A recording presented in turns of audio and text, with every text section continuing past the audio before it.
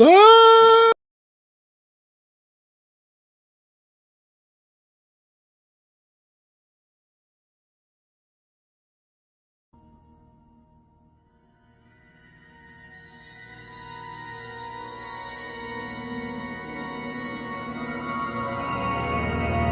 People keep asking if I'm back. I'm back. Ooh, guess who's back? We are back! Baby, I'm back.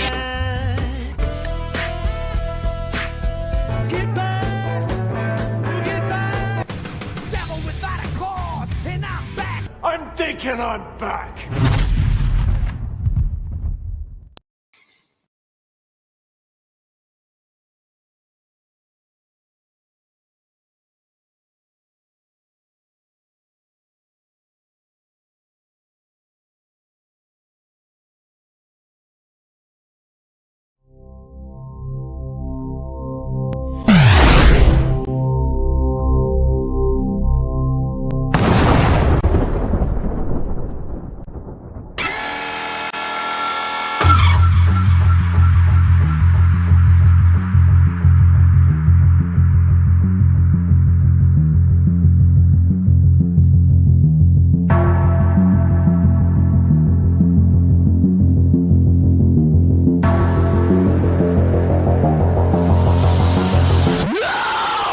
It's vamp time.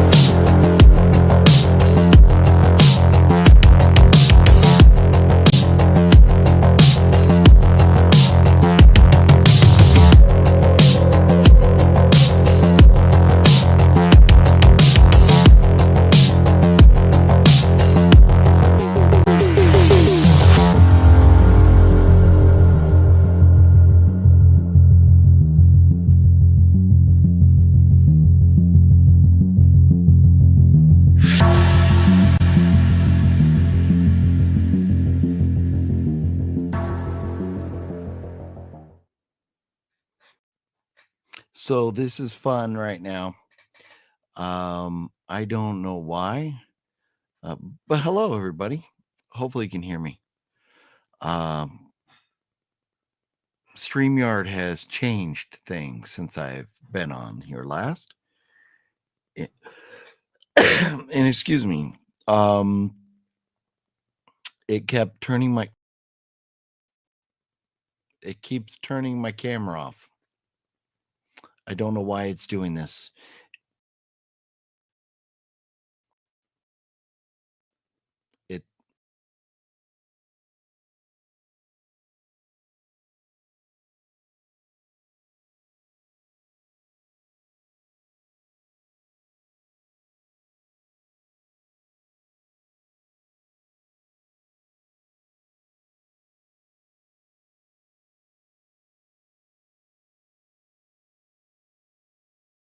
It's vamp time.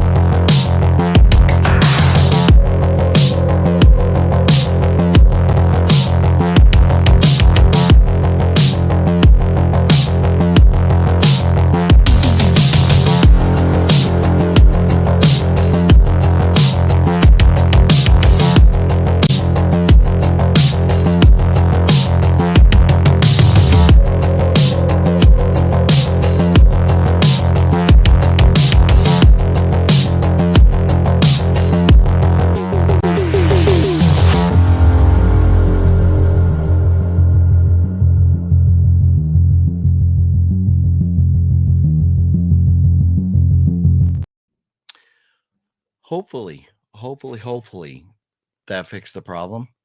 I don't, that is the craziest shit. I have not been live on here in a month. And the second I go back, I was on StreamYard, had it all set up for an hour and a half, 2 hours now. And the second I go live, it decides to die.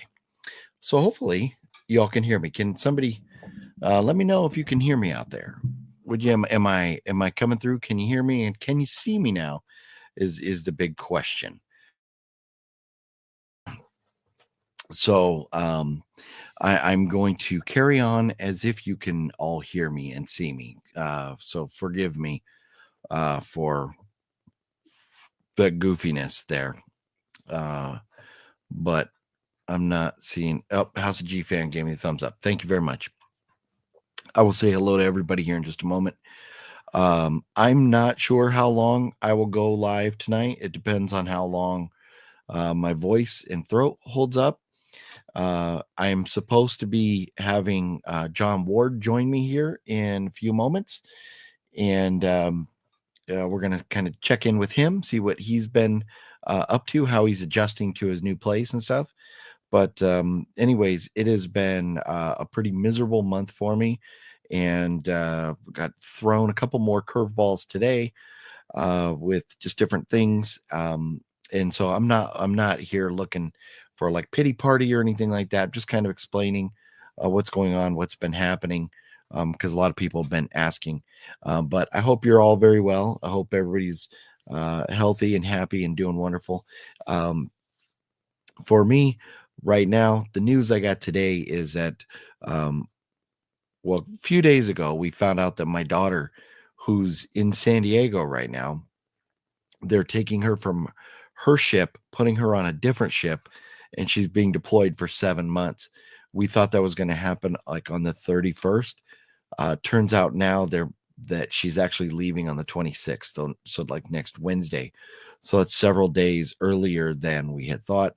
We were already making plans to go do stuff together, as she was going to have leave for that whole week before.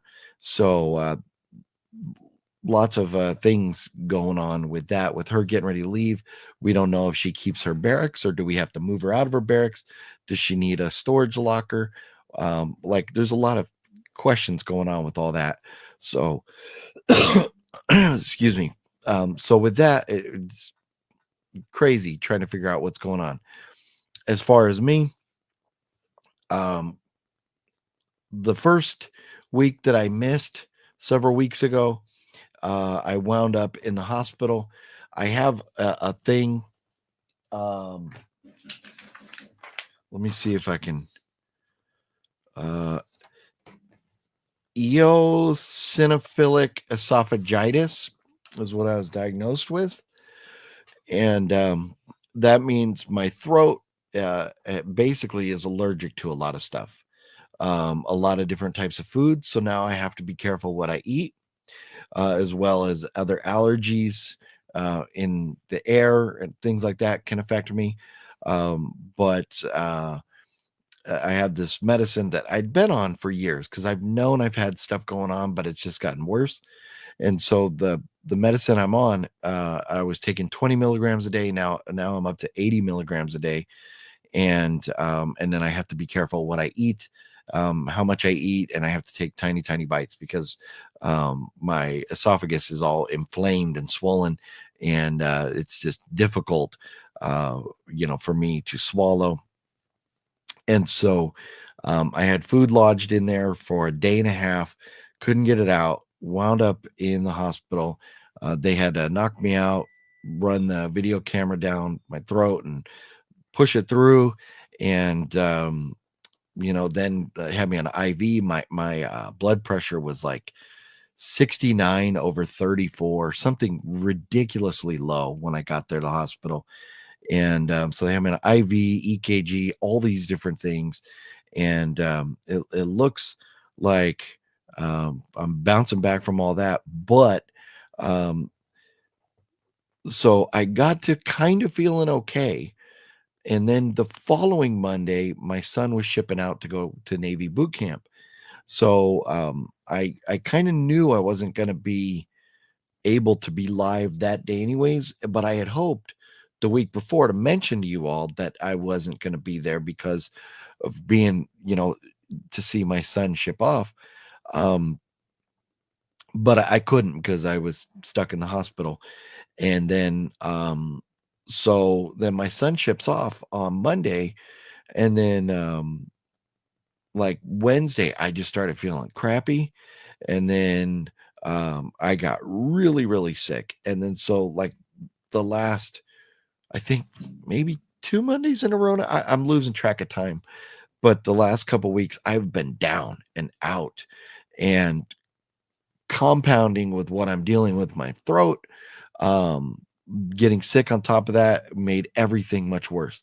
Now I don't know if it was COVID, if it was the flu or whatever, because I didn't have a test. But none of that matters. What mattered was, getting healthy. All the symptoms are kind of the same now. We treat the COVID and the flu and all that the same. So I just had to get better. So with what I'm dealing with my throat, with that being sick was a nightmare. And so I am still working on getting my esophagus to where it's not inflamed and swollen.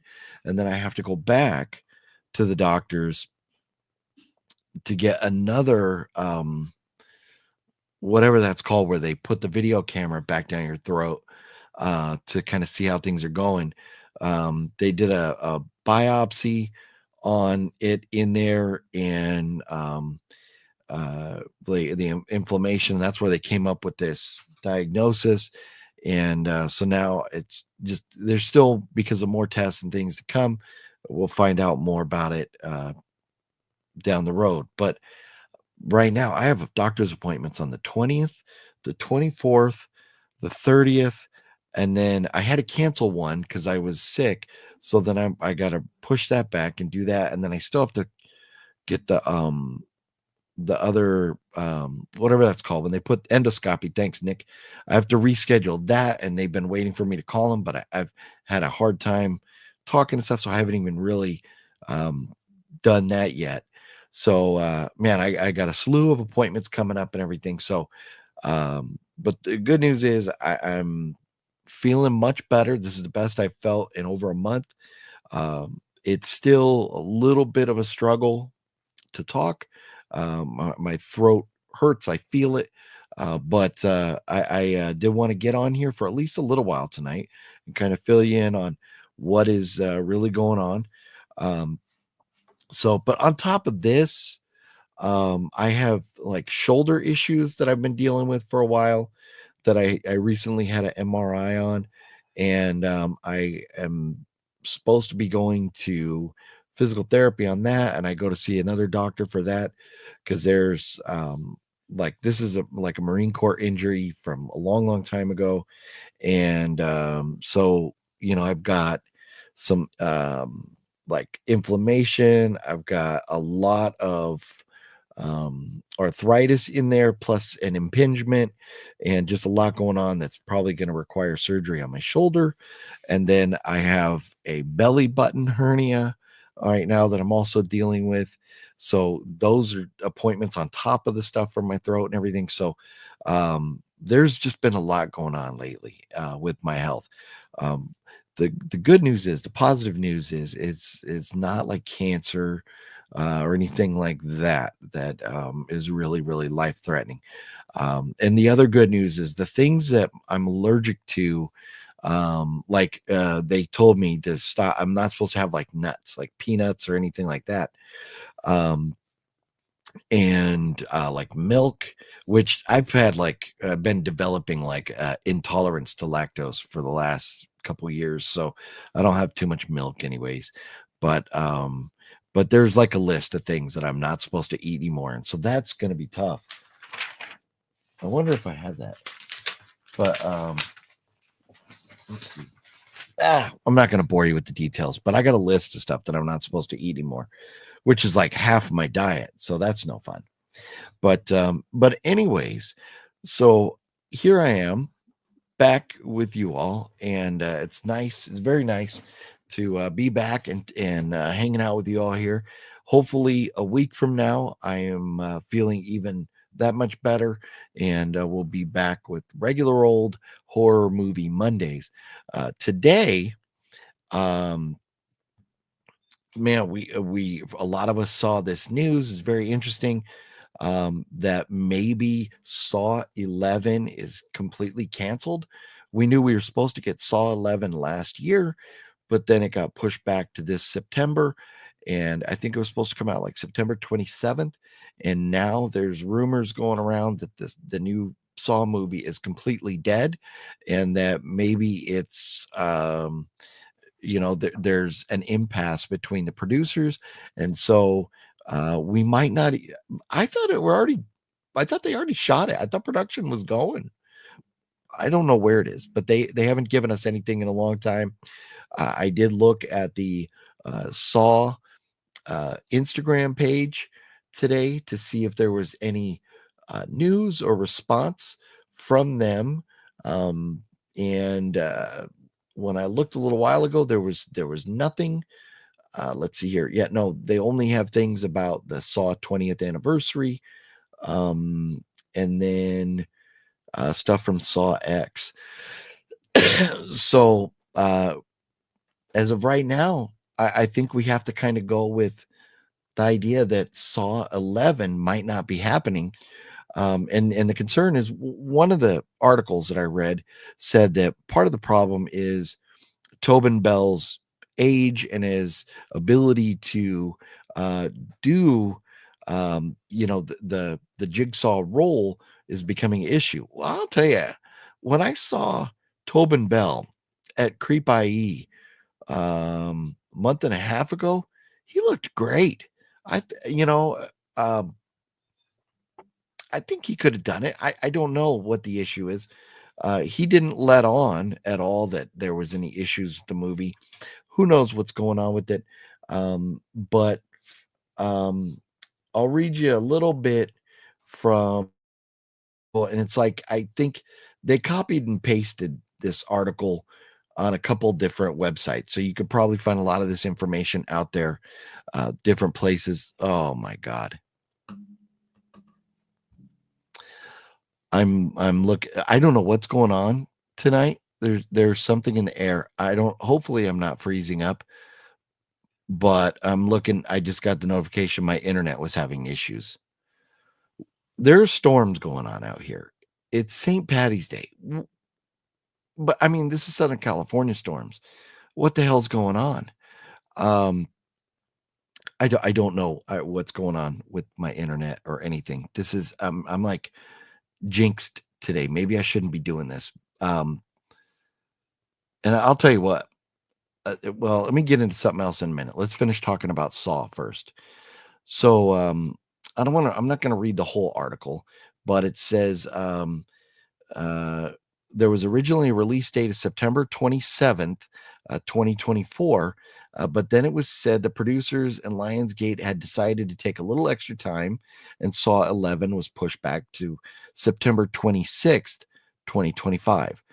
Now our friends at Bloody Disgusting are reporting that we might not see another sequel in the franchise at all, as a source close to the production has informed them that Saw 11 has been canceled.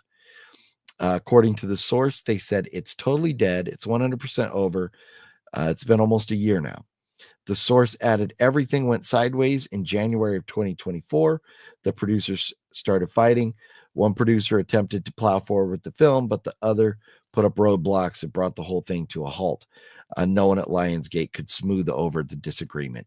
So there's apparently a lot of infighting with the producers, Lionsgate behind the scenes. So who knows? I hope we get more Saw movies. And I hate to say this, but even if it takes longer and Tobin Bell is out of the picture, you could bring back Hoffman. You could have different copycat killers, different storylines, whatever. Use your imagination. But I love the Saw franchise, and I'll watch any movies they put out. So hopefully we get something at some point.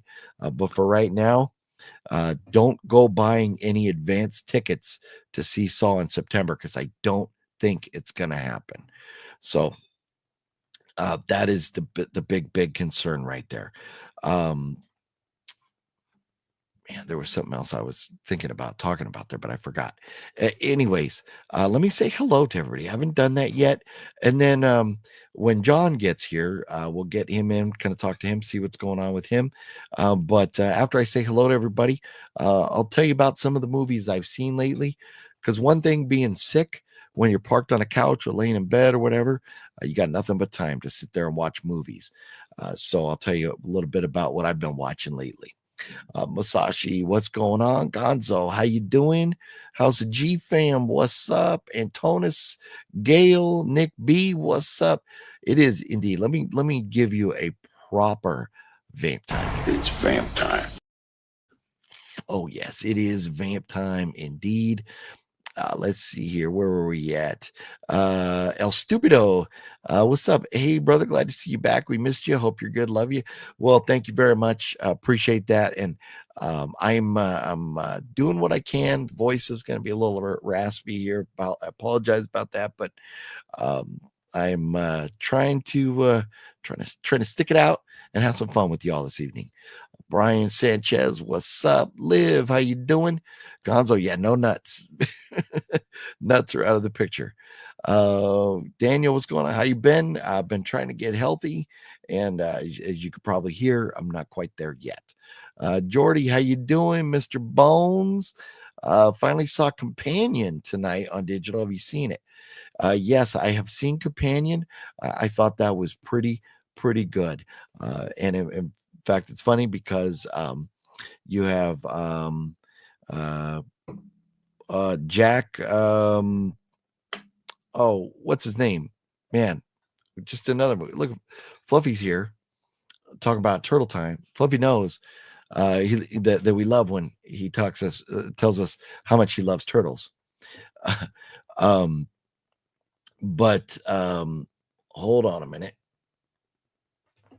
I guess this is probably the easiest way for me here is to pull up on the phone my Letterboxd. I'm a little worried that if I do too much with the internet tonight, it might go goofy on me. So looking at my diary, the movies I've seen recently, Novocaine. Why is this? Jack Quaid. Novocaine with Jack Quaid. Speaking of, because Jack Quaid was also in Companion, and Companion was great. I give it a 4 out of 5. I really enjoyed it, but Companion was nothing compared to Novocaine. I did go see Novocaine a couple nights ago with my daughter on her birthday, and I didn't do a review because talking was still pretty much an issue, but I give Novocaine 5 stars. It is amazing. I recommend everybody go check it out as soon as you can. Don't wait and get spoiled because there's twists in there that eventually everybody's going to know about. So I definitely recommend going and checking out Novocaine before you get spoiled. So Jack Quaid is 2 for 2. 2 amazing movies from Jack Quaid so far this year in Companion and Novocaine. So I don't know that he's got anything else slated for the rest of the year, but if that's his year, that's a hell of a year. And then at home here, I watched Out of the Furnace. That is a movie with Christian Bale, Zoe Saldana, Woody Harrelson, Sam Shepard, Willem Dafoe, Forrest Whitaker, Casey Affleck, and more. If you have not seen Out of the Furnace, it's from 2013, and man, names Christian Bale. He plays the older brother of Casey Affleck, and Casey Affleck goes missing, and then Christian Bale is going to kind of like take the law into his own hands. It's a very good movie. I believe I gave it 4 stars. Yes, I did. I gave it 4 stars. Very, very good movie. Out of the Furnace from 2013. Watched that. And then I've started watching the Bruce Lee box set from Criterion. Let me get this.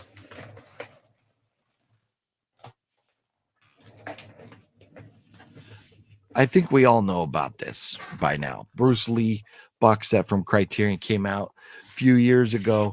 It was really popular when Fluff and Web Movie One and I went up to Oregon, and in fact, they bought like some. I think Fluffy flipped them. I'm not sure if Web Movie One did or not, but comes with the poster, and yeah, I think it's the entire Bruce Lee collection. But I watched Fist of Fury and The Big Boss, the first 2. I'm going to watch them chronological order, but started watching these. And I've seen Bruce Lee movies a long, long, long time ago, but I just don't remember the comedy. The Big Boss and Fist of Fury has some very, very, very funny moments in them. So I'm having a lot of fun with the Bruce Lee collection here. I'm going to continue with that and get through all the Bruce Lee movies, kind of step my game up for Phat Samurai Guy, and be, I'll never be on the martial arts action movie level that Phat Samurai Guy is, but, he's always telling me about these great action movies and stuff. And, I got to start with the basics here. I got to get caught up. So been watching some Bruce Lee. And then I watched Mile 22 with Mark Wahlberg. That was pretty good. Gave it 3.5 stars. Brooklyn's Finest. I can't believe I'd never seen Brooklyn's Finest before. From 2009. With Richard Gere, Don Cheadle, Ethan Hawke, Wesley Snipes, Vincent D'Onofrio, Ellen Barkin. Michael Kenneth, rest in peace. So many great actors in this movie. I'd never seen Brooklyn's Finest. I'm very surprised. I love a good mob or police kind of story. I give that 4 out of 5 stars. And another movie I'd never seen that I started watching, but it's so long, I planned on watching it in 2 parts. I'm in the middle of it right now, is Once Upon a Time in America with De Niro and James Woods. Probably about halfway through it right now, but that's a pretty good movie. Very, very long, but a pretty good movie I'm watching. Other movies I've seen recently, Snitch, Sweet Virginia. That was pretty good with John Bernthal, because I'm kind of on this John Bernthal obsessive kick right now. But there's a lot more that I've been watching. And also, I'm revisiting. I haven't seen the show since probably the early 90s, but I've been rewatching Twin Peaks recently as well, the original. I've never seen like the reboot or remake, whatever. Maybe I'll watch that after I'm done with this, but the original Twin Peaks, such a great TV show. If you like shows that are just so well written and all kinds of quirky crazy things going on, Twin Peaks is really great. So I'm revisiting that too. So I'm gonna get back here, try and get caught up on some more comments here. Daniel, very excited for Death of a Unicorn. Yes, so I saw a new trailer for that right before son of a bitch, what movie did we just Novocaine? Right before Novocaine, they had a new trailer for Death of a Unicorn, and looks pretty intense. It looks pretty intense. I am looking forward to that. There's so many exciting looking movies coming out this year that I think we have a great year ahead of us for watching movies, and so I'm excited that I have the membership that I get to go and see as many movies as I want at the Regal. So I'm definitely going to be using that up. But Death of a Unicorn, hopefully by then I'll be fully back up to speed and have back on track with movie reviews, so I can let you know my thoughts on that after I get out of the theater there. James, you rule, sir. Thank you. Mr. Balls loves turtles too, especially Ninja Turtles. There you go. There you go. What's up, Killer Care Bear? How you doing? And let's see. Can't wait for Working Man. Yes, Gale. Working Man, the new Jason Statham movie. It looks amazing. Statham movies are usually pretty fun. A lot of them have that same kind of vibe. Jason Statham, he's kind of like Liam Neeson in the sense that most of his movies are kind of the same vibe. You know what to expect, but we still love him. Working Man looks great. And I'll tell you, if you go from The Beekeeper to Working Man, if the Working Man's a hit, then man, Statham is on an absolute roll right now. So let me grab a sip of water here. Sorry about that. The throat is yelling at me a little bit right now. I'm going to watch my favorite Leprechaun movie tonight for St. Patrick's Day, Leprechaun 3. Very nice. Yes, and I meant to say, I think I addressed it briefly, but happy St. Patrick's Day to everybody, or St. Patty's Day. Look, I broke out the green Red Sox hat. We got the green lighting going on over here for St. Patty's Day. Hopefully everybody, I'm not doing any drinking or anything because I just, when you drink, it's like introducing like toxins into your body. And that's the last thing I need right now. I just need to focus on getting healthy. So no booze for me, but I'll make up for it some point down the road. But I hope everybody's either, having some shepherd's pie or having some green beers or at least a Guinness or something like that. Hopefully everybody's having some fun tonight. James, what's up? Cool Bruce Lee said, I still have not seen any of his films. Wow. Well, I'll tell you what, and you could find his films. A lot of them, you don't have to get the box set. You could probably stream them. But this is cool because I think this was the first time that they had all his movies together. I forget which one, but I don't think it was, maybe it was Enter the Dragon. There was like issues with or something on previous collections, but this has got them all. So it's a good box set to get. Look for it maybe at the Criterion half price sale. They had sold out, but they keep reloading them. So I think you'll be able to find them. But definitely recommend checking them out. They're a lot of fun. A lot of fun. Did you have Irish food for dinner tonight, OGP, to celebrate St. Patrick's Day? No, usually we do. But so with my son in boot camp and my daughter being in the Navy, having to work, tonight is just, my wife, myself, and my other daughter here, just the three of us. So to make like a big shepherd's pie or a big meal or something was not really in the cards. Plus, my wife made homemade lasagna a couple nights ago for my daughter's birthday. So we had the leftover lasagna, before it went bad. So we actually, St. Patty's Day, we had Italian food tonight. What are you going to do? I need to do something here because it looks like Mr. Ward is working on joining us now. So I'm going to throw on the headphones. Nick B, are you a fan of Italian horror? Nick, I will tell you, I am. I am not extremely knowledgeable, but I do have quite a bit of it on my shelf, and I enjoy Italian horror. I need to get to watching more of it and kind of get it caught up on some of the classics. But thank goodness for places like Severin and Vinegar Syndrome and Arrow Video and stuff that keep bringing us some of the good Italian horror that we may not know about. But hello, sir. Hello, Mr. Ward. How are you doing this evening? Maybe he can't. John, can you hear me? Can you hear me? Hear me? Hello? Uh-oh. Bluetooth not connected. Can't hear me? Hello, John. Hello. Testes. 1, 2 testes. Most men have 2 testes. No?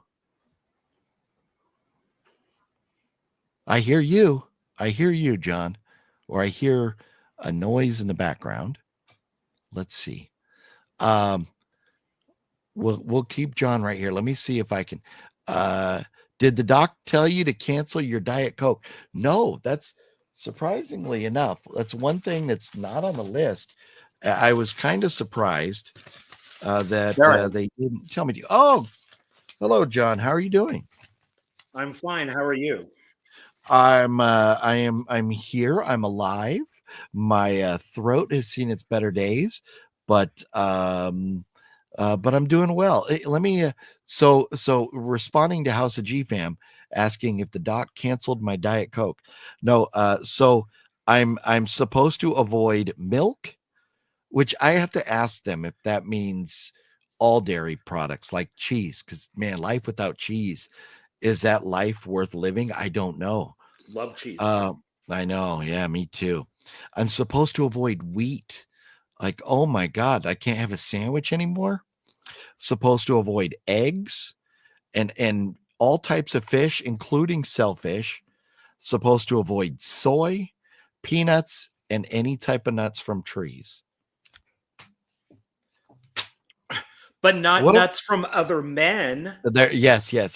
Hey. Hey, girl. Oh man. Hey, Gale's Gale. Hi, Gale. Gale's Thank you loving once Korean again. horror. Yeah, Gale is absolute legend. And Koreans have been putting out some great horror too. Now, Italians have been doing horror for a long time, and Koreans have too, but Koreans are really starting to make their mark over the last decade or so. But I'm going to continue with the comments here in a moment. But let's get caught up with John here a little bit. So, John, I see behind you on the wall now you have some posters, some pictures, and movies. Are you all settled in, or how's that going? Like 99.99999% I'm in. So I just need to fix some stuff, add some stuff, and like I got the those masks for the purge, and which light up and everything. So I need to go out and buy a shelf so I can put the masks behind it and then put the movies on it. So it's a work in progress, but it's pretty much there. Yeah. Awesome.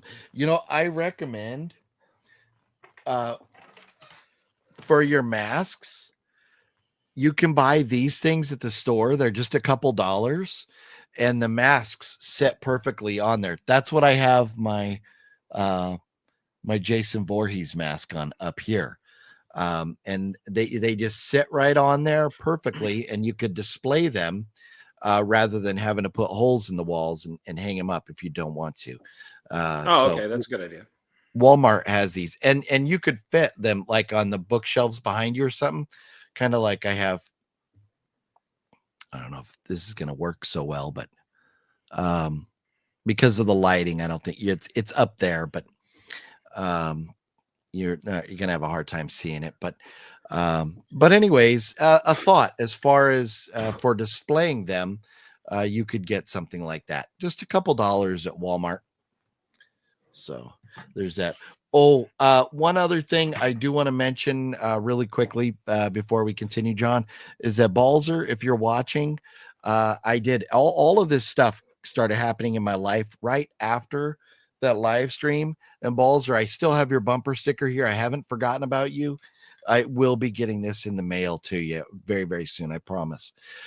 So you're all settled in there, John, and how else aside from getting used to the new location there, how else goes life? What have you been up to?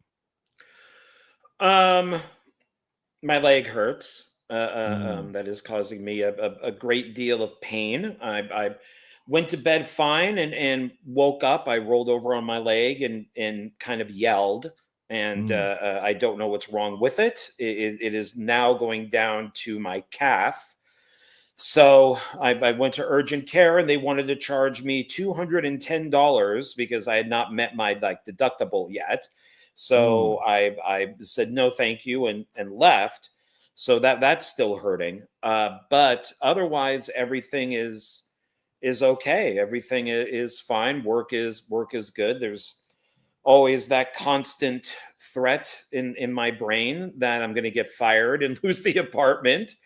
When, that's I told my area manager today that Extra Space lives rent free in my brain because so many people get fired at this company, which I do enjoy working at, that, and it's a right to work state. Nobody gets a warning. So it's just, we didn't like this, you're fired. And, so now I'm collecting boxes and stuff just in case, but I'm told not to worry. But I just feel that if my district manager, comes by and sees a piece of paper on the ground and he picks it up, I'm going to be canned. So, I mean, I love the apartment and I love my property. And for the most part, I like the tenants and there's just that looming threat. So that's not fun. And hopefully, down the road, your numbers and everything are looking so good that kind of give you that boost of self-confidence there that, with the job, and you can not stress out on that so much. Yeah. So, and to answer Gale's question, I don't know if you went over to my page or not, but I left you a thank you video because I really did appreciate you sending me Expendables 4, Expendables. And I have not watched it yet. I will actually be watching it next month because Donald and I will be doing film discussion. This month will be the 3 Escape Plan movies, and the next month will be the 4 Expendable movies. So for film discussion. Nice. And I do need to get caught up with the comments here. Nick B says you need to check out Landman on Paramount Plus with Billy Bob Thornton. I've seen that, and it also has, I think, Emilio Rivera, and it has a great cast.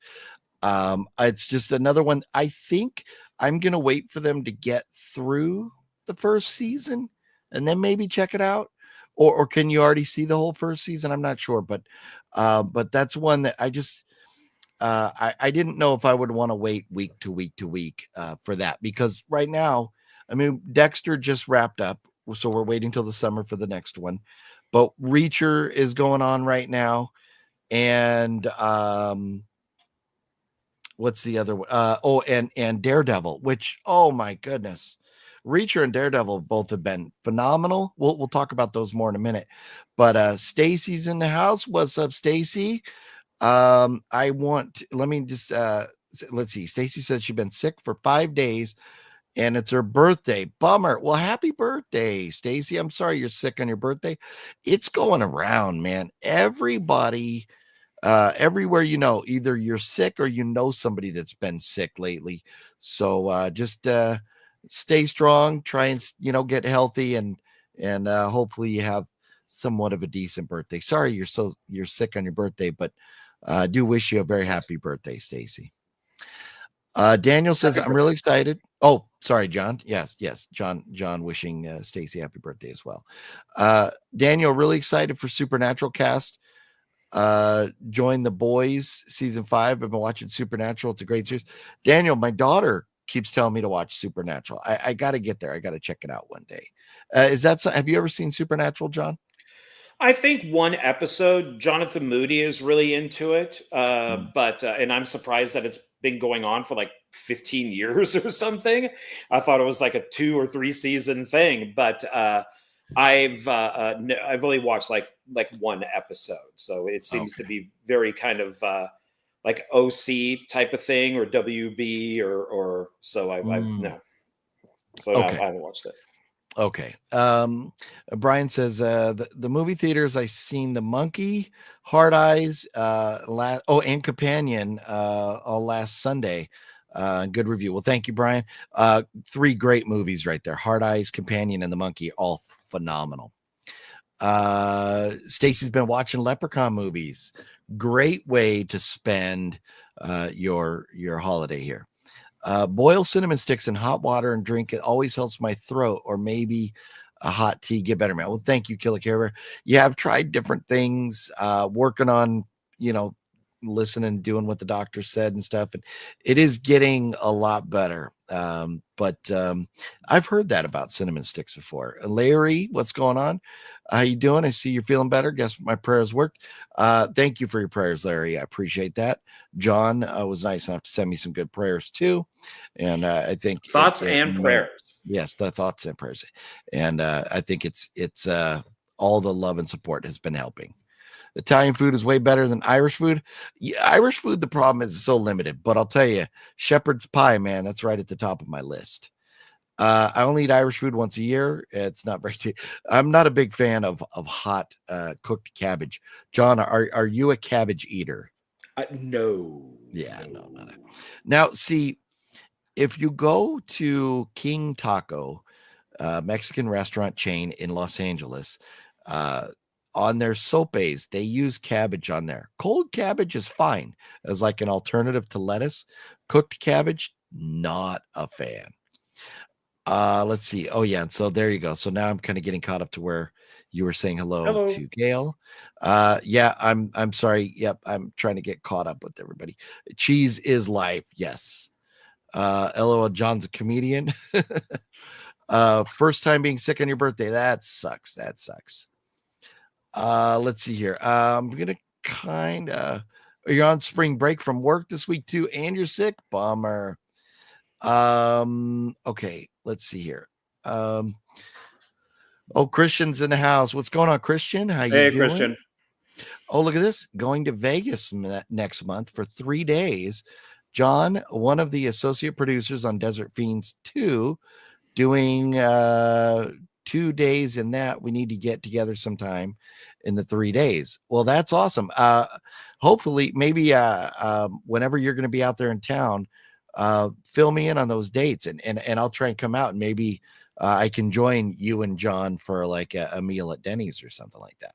Yeah, that'd be fun. Sure. Yeah. Christian, keep me updated. Cody, what's up, Cody in the house? A Geek says at least Saw ended on a high note. Saw X was very good. Man, I hope they get it together. I really hope they get it together. Let's see here. Oh, the 11th, 12th, and 13th are the days you're going to be out there. Okay. I'll have to see if we can figure something out. Jammin' Music Man, what's going on? Jammin', how you doing? Anybody who jumped in a little bit late, if you want the whole recap on my health and everything, rewind to the beginning of the video and skip through. I'm telling you, this is funny. We planned this video this afternoon, and John's like, yeah, I'll be there. And then he had some shit go on at work that caused him to have to come in late. And then I went, live. And the second I go live, my camera turns off and the StreamYard's being goofy. So I had to reboot the computer right away. So it is one of those days. Let's see here. Okay. All right. So I think we're pretty much good there. So I'm sorry if I'm missing some your guys' comments and stuff, but anyways, John, have you what have you seen any new movies lately or anything? I recommended a couple to you and Jonathan. What did I recommend? I recommended The Order, which I really enjoyed. That's from the director of Assassin's Creed. I'm collecting all of his movies, and The Order was really good. Jude Law plays like a cop, and he's going after all of these kind of like white supremacists. It's got a good cast in it. I enjoyed that quite a bit. What else did I recommended something else too? I got the Purge masks, which were pretty cool. My old manager, Akasha, she was cleaning out a storage unit and found these masks here, and they do light up. They just needed new batteries, and they got Nice. You can have them on or blinking, or half of them go, half of the other side goes, and so that's what I'm going to put on the shelf with the other Purge movies. Now, did you post that on Instagram or anything? I think a picture of those. Okay, so make sure everybody follow John. His link is down below on Instagram, and you can see the full-size picture of those. They are very, very cool. Stacy, Wendy's on your birthday would be great. I remember way back in the day, Wendy's used to give you a free Frosty for your birthday. I don't know if they do that anymore or not, but yeah, Wendy's is a good chili. Oh, the Wendy's chili and a Frosty. That's a good way to celebrate a birthday right there. Sorry, go ahead, John. Yeah, this is where is it? I think I skipped it. But also the I watched Frantic with Harrison Ford, which I recommended to you. Yeah. Yes. So that's 1987, and this was a bucket list movie. It's my favorite Harrison Ford movie. It's my favorite Roman Polanski movie, and it's my favorite Ennio Morricone soundtrack. And it has music by like Simply Red, and it's got Grace Jones and some other people in it. But it's very Hitchcock. It all takes place in France, and it's a little bit of a slow burn, but it's I had to order this Blu-ray, and I got it from like one of those legal, not legal places because for some stupid reason, it's a Warner Brothers movie, but they've never released it widescreen. It's always been full frame. And even though a lot of the action does take place in the middle of the screen, you still want it because it's France and it's Roman Polanski. You want it, widescreen. And so I said, well, let me see if I can find something on eBay. And just like I've done with other movies, Apartment 7A I watched, and then like 6 Underground. It's like, I'm going to get them. I'm going to get that physical copy. And so I did. I think it cost me like $20, and looks really good, and it sounds really good, and it's a great film. So I used to own a giant, back in the day, this was probably 87, 88. I bought at a movie convention a giant Subway poster, and of Frantic, and it took up a quarter of my wall. And I owned the soundtrack on CD, and I owned the movie on VHS. And then at that same time, the remake of DOA came out with Dennis Quaid. That's where he met Meg Ryan. And those were my 2 favorite films of that year. And so I owned the regular size poster for DOA. I owned the vinyl for DOA, and owned the movie too. Nice. So yeah, those are 2 films. If people can find them, I highly recommend watching Frantic and DOA. Yeah, I have DOA on I forget what else is on it. It's on a Blu-ray, and it has another movie. It's DOA probably Presumed Innocent. It's the other Harrison Ford. Sounds right. It sounds right. Which is widescreen, but for some reason, Frantic is not. And I don't know if that's a Warner Brothers thing, a Roman Polanski thing, maybe it's a rights thing. I don't know, but it's never been released full. And of course, we all prefer and enjoyed the widescreen, but I've been revisiting Twin Peaks from the original Twin Peaks show from 1990, which is full frame, and it doesn't bother me because that's okay because it's TV. Yeah. But that's and that's true. But that's the way we originally watched it. And like if you had seen a Frantic on TV, say in 1995 or 1987, it would have been full frame. So it just sucks when you have all that extra space on your TV, and I could have I got so much more room to enjoy this, but I'm stuck with the full frame. But I'll look for it and get a copy. I don't that isn't. I definitely went that night to look for it, and I could not find it streaming without having to pay for it. So which is weird since I would think Netflix or definitely Max because it's Warner Brothers. So the movie should actually be called Jet Lag because Harrison Ford is constantly falling asleep through the whole movie. So because he has jet lag, but yet his wife gets kidnapped and he's trying to find his wife and he's constantly sleeping because he just can't keep up. And Emmanuel, I want to say Singer. I'm not pronouncing her last name correctly, but it's introducing her, and that was Roman Polanski's girlfriend at the time, and she was also in The Ninth Gate that he did with Johnny Depp. I don't know if they're Oh, still yeah. together, but man, she's gorgeous. She is gorgeous. So yeah, I definitely want to watch Frantic. I can't remember if I've ever seen it or not. But I love Harrison Ford. I'll watch anything he's in. But I need to get to it. But the way I look at it is, if it's a movie that has Harrison Ford and I'm going to pay for it, I would like to have a physical copy. And so that's why I'm kind of waiting until, and maybe I'll just, break down and pick up at Zia one of the full screen or, full frame. If that's all they have out there, then so be it. Or maybe I'll break down and order like the one that you did, if I can find that out there still. it's worth it. It's no thrills. I mean, it's just the movie is on there. I think I don't think there's even a trailer or anything. It's from one of these bootleg companies. Yeah. But I mean, unfortunately with some people you do have to get the full frame. I've been collecting Michael Cimino's films, and like the Sicilian I have on DVD. That's full frame, but I think you can get it now on Blu-ray, so it might be wide. And but he also did like Heaven's Gate, and the DVD for that is widescreen, and it's the 3 hour and 39-minute version. That was the original theatrical one.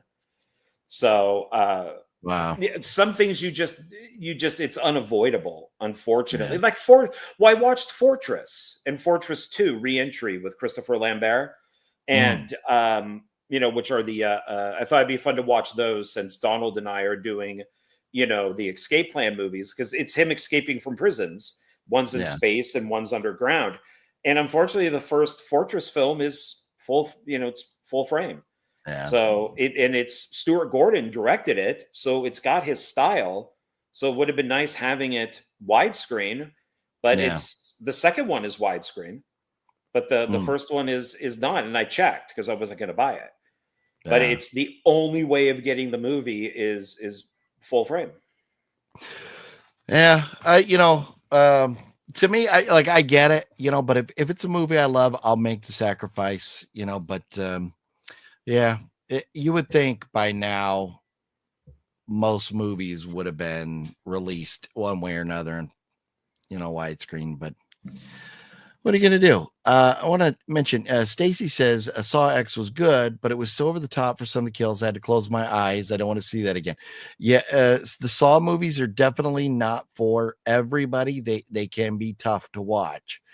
And Gale says, hey, you may want to check list of Warner Bros. DVDs from 2005 to 2008 with the disc rot. They'll replace them if they still have a license on them. And that's one thing I haven't done yet because since I heard that news, I've been sick. But I think a lot of them are like the snapback cases, in which I'm not seeing any of them over here right now. But have you heard about that, John, about the disc rot on some of the DVDs from Warner Brothers? I know that you can get disc rot, but no, I haven't heard that, but I do know that, they can get, all DVDs can get disc rot. Yeah. There was like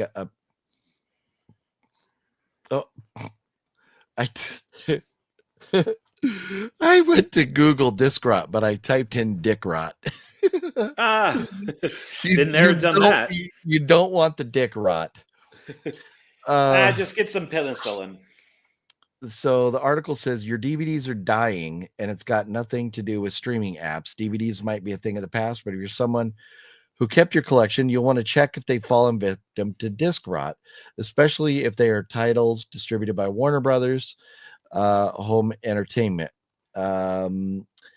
Let's see here. In a statement to Movie News, that many of their DVDs manufactured between 2006 and 2008 are prematurely failing. Home Entertainment is aware of the potential issues affecting select DVD titles, and the company has been actively working with consumers to replace defective discs.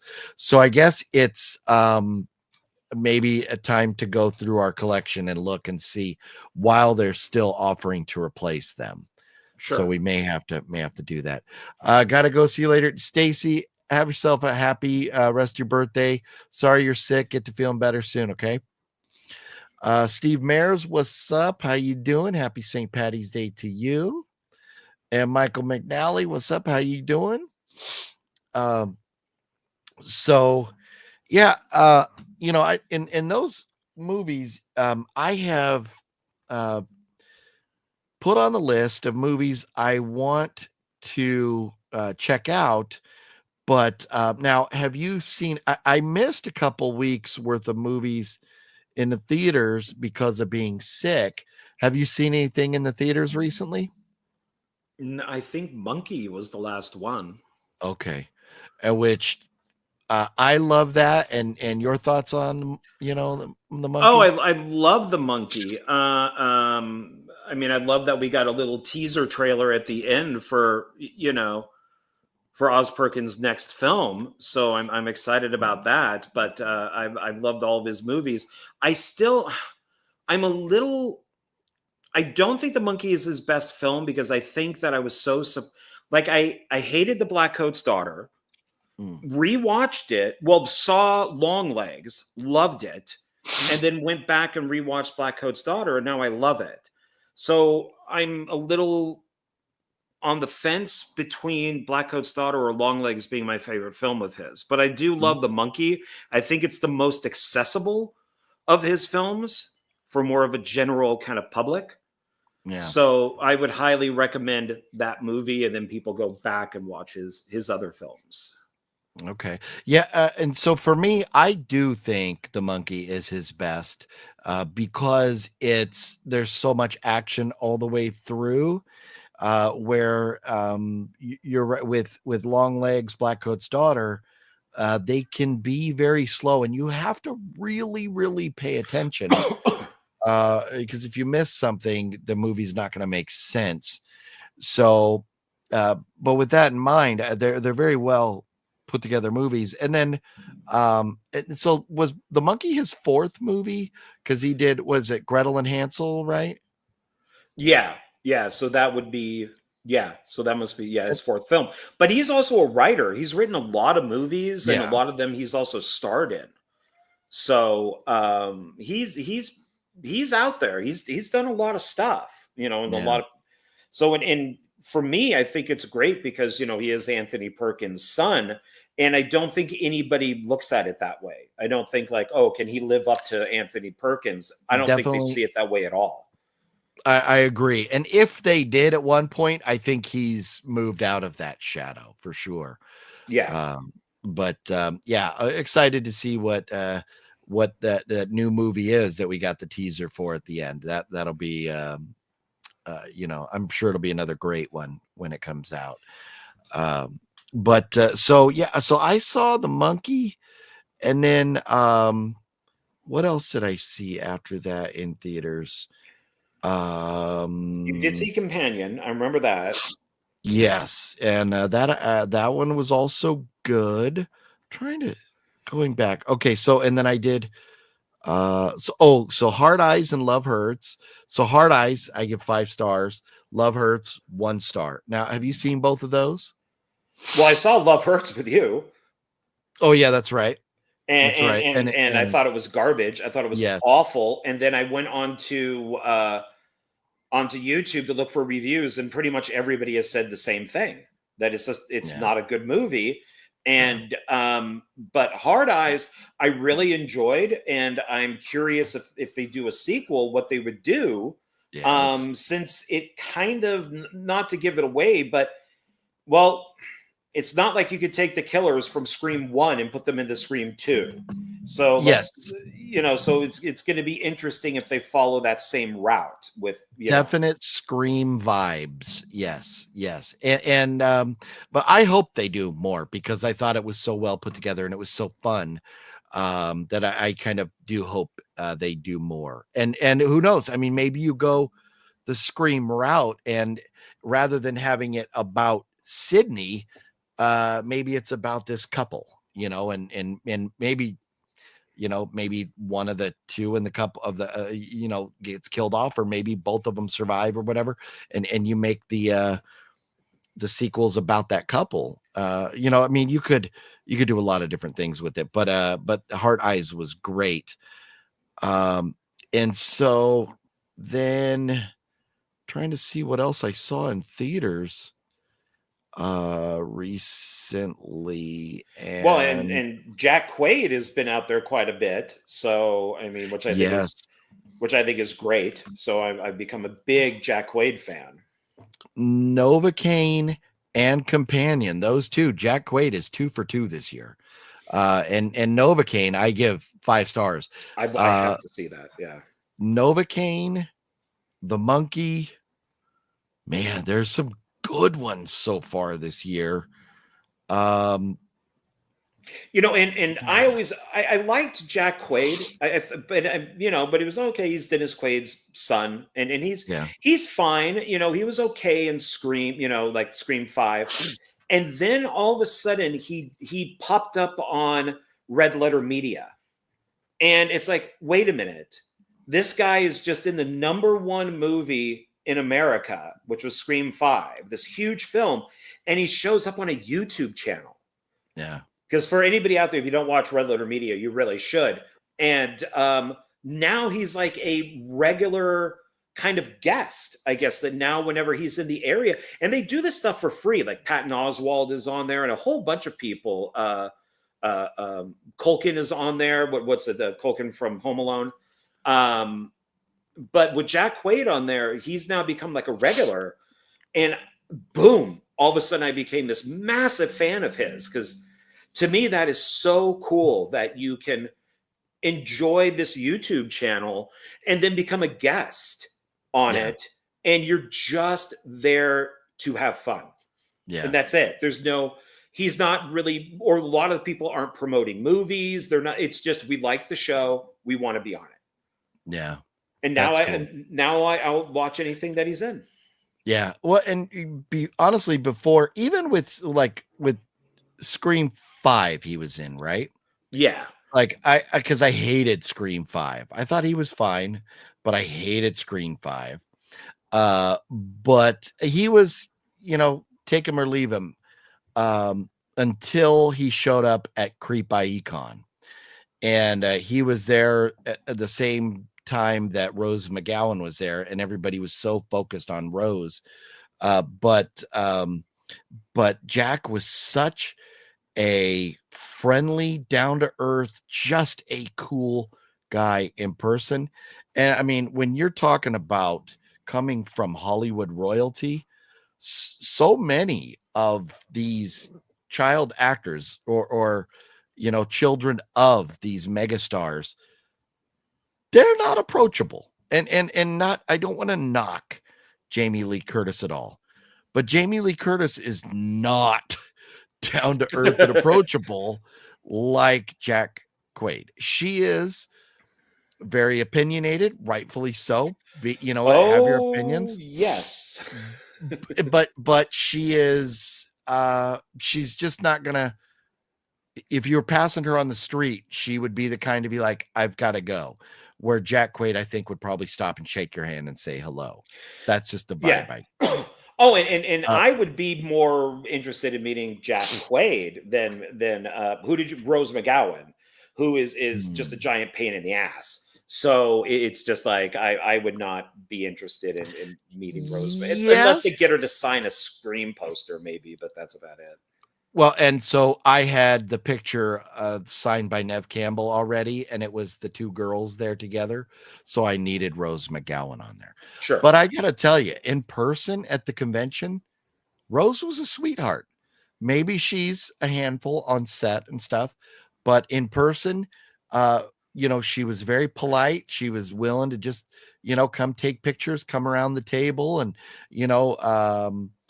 the things that I had heard about her going in, I thought she was going to be a very distant, off-putting type, but no, she was very friendly and sweet. And so that was cool. But you're definitely right. I mean, now if I had a chance to go talk to Jack Quaid again, 100%, I'd be doing that. But I do want to say, Brent Mania, thank you so much. Hello, gentlemen. What's new in life? Not much over here. Been sick, just trying to get better. And John has had his own little health issue that he's dealing with, and so he's working on getting healthy. And I think a lot of the world is working on getting healthy right now. But other than that, just trying to take in some movies or television, and just enjoy the things that we love here. And I'm just glad that I'm finally able to get back and hang out and talk with everybody. So thank you again, Bremania, for that super chat. You absolutely rock. Is Jack Quaid also in The Boys? Everybody keeps saying I gotta watch The Boys. He's the main guy at the beginning he was the main guy in The Boys. Which is very funny because the character that's supposed to be kind of like the Flash ran so fast in the first episode, he ran through Jack Quaid's girlfriend and exploded her on the street. Okay, so I have seen one episode of The Boys, and it's the first episode. And I remember, that guy running and through her and her exploding. That was an amazing scene, a very great and shocking start to that franchise. And I remember the scene vividly. I just don't remember that being Jack Quaid. Interesting. Yeah, I don't think when I started watching it, I realized it was him. I don't even think I knew who he was. The problem with the show now is at first it was kind of apolitical as far as the left and the right go. But because the creators and the producers and the writers of the show, which are basically all the same people, Homelander is now Trump. This is very obvious.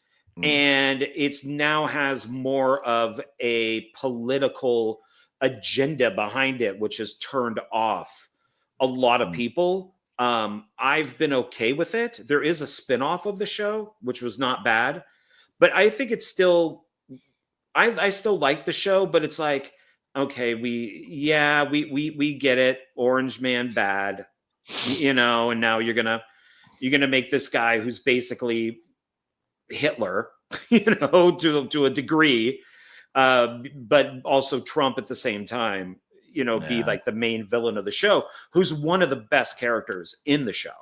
I mean, he even dated a Nazi. I'm going to try not to get you in trouble. a Watsy, female superhero. So, but it's still good. I still recommend it, but it is a little to the left type of thing. For me, it's one of those shows. So I watched the first episode and I was like, okay, this is kind of cool. At the beginning, especially with the girlfriend blowing up and all that. But by the end of the first episode, I was like, I don't know if I need to see any more.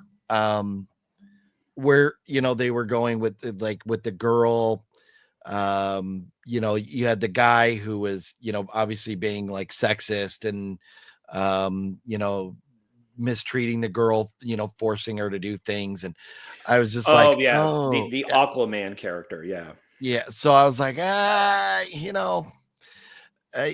this is gonna go a political route is what I felt like, and so it's been on the list, but every time I go to turn it on, I'm like, I don't feel like it. There's something else, I'll watch, but maybe one day I will get to it.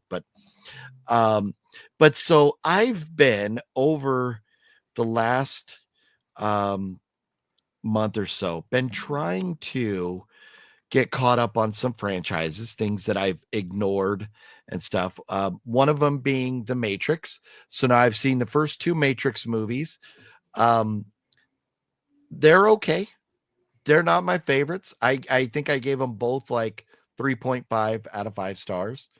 I'm because of the length. I don't know that at some point I'll watch the third one. I don't think I'll ever watch the fourth one. Maybe, but I've heard such bad things. So there's that. And then I've watched Nightmare on Elm Street. I rewatched that, but I had never seen any of the sequels. So I watched part 2, which I gave 2.5 stars to. It was like whatever, it was okay. Part 3, I enjoyed a little bit better. I gave it 3 stars. Part 4, I gave it 4 stars. And you know what? I never rated Wes Craven's New Nightmare. I don't think I watched part 5 yet. Well, there's 5 and 6. Yeah, okay. So those 2 I have not seen, but I skipped ahead and watched The New Nightmare, which I really enjoyed. Wes Craven's New Nightmare, out of all the Freddy movies, that is by far my favorite, even over the first one and everything. So It's a good one. Yeah, I would give it 4 stars, which I need to go back and rate it. But there's a lot of other one-off movies that I've watched that we could talk about, but I just started watching, and you have come into some of these, the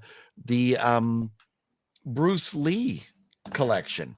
Now, have you ever gone and picked up the Bruce Lee movies that you have coming to you? No, not yet. So, Okay. but it's all of them. I'm just hoping that it's widescreen and not, Yeah. full Yeah. frame or pan and scan or something like that, because it is an older box set. But I do want them. Yeah. Yeah. I'll tell you, I remember watching, like, long time ago, probably as a kid, some of the Bruce Lee movies. And I don't think I ever sat down and watched beginning to end. It was just like, oh, it's Bruce Lee's on TV. We'll watch the movie. But Big Boss, his first movie, was phenomenal. I laughed my ass off. And I learned that, and I would need Fat Samurai Guy to tell me, to fill everybody in on the whole story. But Bruce Lee, in the first movie, Big Boss, remember the first half of the movie, he's not allowed to fight. They're like, don't fight. You made this promise. Well, part of that was because what Fat Samurai Guy told me, and he is a very knowledgeable source in martial arts movies, so I very well trust him, that they weren't 100% sure if Bruce Lee was going to work out with his martial arts style, with his acting and everything. And they were prepared to kind of, make him not the star of the movie, make the other guy the star of the movie, and kind of like show him the door. But everybody loved him so much that they came back with Fist of Fury, made him the lead. And that was phenomenal. And so I've seen those 2 so far, and I need to see the rest. But where are you at? Have you seen any Bruce Lee movies in recent memory that where you would remember them at all, or is that something you totally need to revisit? Probably revisit a little bit. I mean, I remember a lot of Enter the Dragon, and then I think it's Return of the Dragon, which is Chuck Norris fighting him, which is where he became big from. And then he went off to go do Good Guys Wear Black. But it's Bruce Lee has always been interesting to me because if you watch the movie Dragon, the Bruce Lee story, it's totally wrong. But it's kind of like the movie Ed Wood, the Tim Burton film, where it's how we want to see Bruce Lee, how we would like to remember him. Like in the movie, for him to be able to teach his martial arts in America, he had to fight samurai warriors. And if he could win, he was able to teach his martial arts in America. Well, I believe in the film he loses, and he gets his back broken by one of the samurai soldiers or warriors. But what really happened, he did break his back, is he fell off of a moped. It's that simple. But in the movie, it's this giant fight scene, and better to print the legend than the truth. It's interesting, like I know some people, a couple of them Asian, that were really pissed off about Once Upon a Time in America. I'm sorry, Once Upon a Time in Hollywood, where Brad Pitt's character beats the crap out of Bruce Lee, and they refused to see the film because of that. They found that it was disrespectful. And I told them, I said, well, no, it's because basically Brad Pitt fights Charles Manson's people. So if he could beat Bruce Lee, he could beat all of Manson's people. Yeah. So it's so, but they just refuse to acknowledge that. So I think I was always a bigger Brandon Lee fan. And when he was shot and killed, I actually cried about that. So, yeah, I'm a huge Crow fan and Rapid Fire. And so, but he does have a daughter out there that's made some movies too. Yeah, I recently picked up the Crow 4K Steelbook. I thought that was worth having. And of course, I'm talking about the remake, of course. Of course. Well, yes, you should take all the original ones, including their sequels, put them into a big bonfire, and only keep the Crow remake. That is one of those movies that I'm just pretending doesn't exist. Kind of like I love. Thank you to Balzer for forcing me back into that franchise a couple years ago, or a few years ago, whenever it was now, into Jeepers Creepers. Jeepers Creepers 1, 2, and 3. I love them. And 4, which is I know you love. I pretend I 4. Say I love it. Okay, but I don't acknowledge that one exists. So it just I pretend that's it's I categorize that with with the new Crow. Forget that. I'm a little biased on Jeepers Creepers Reborn because I did interview the writer. So so I thought it was okay. I didn't think it was bad. I thought, especially if you know about the problems with COVID and how it was shot in 2 different countries, and so Gale's gonna head out. Gale, thanks for hanging out with us, Gale. I love you, and Thanks, take Gale. care of yourself. You've been too kind to John, to myself, to Fluffy. Fluffy was telling me some of the amazing things that you've sent him. You are just too kind to all of us, Gale, and health and happiness to you. And sorry I haven't been responding that much and stuff. It's just been trying to rest and recover and get my voice back going again. So I do appreciate you, Gale, and have yourself a good night, and we will Thanks, talk Gale. soon. Have a good night.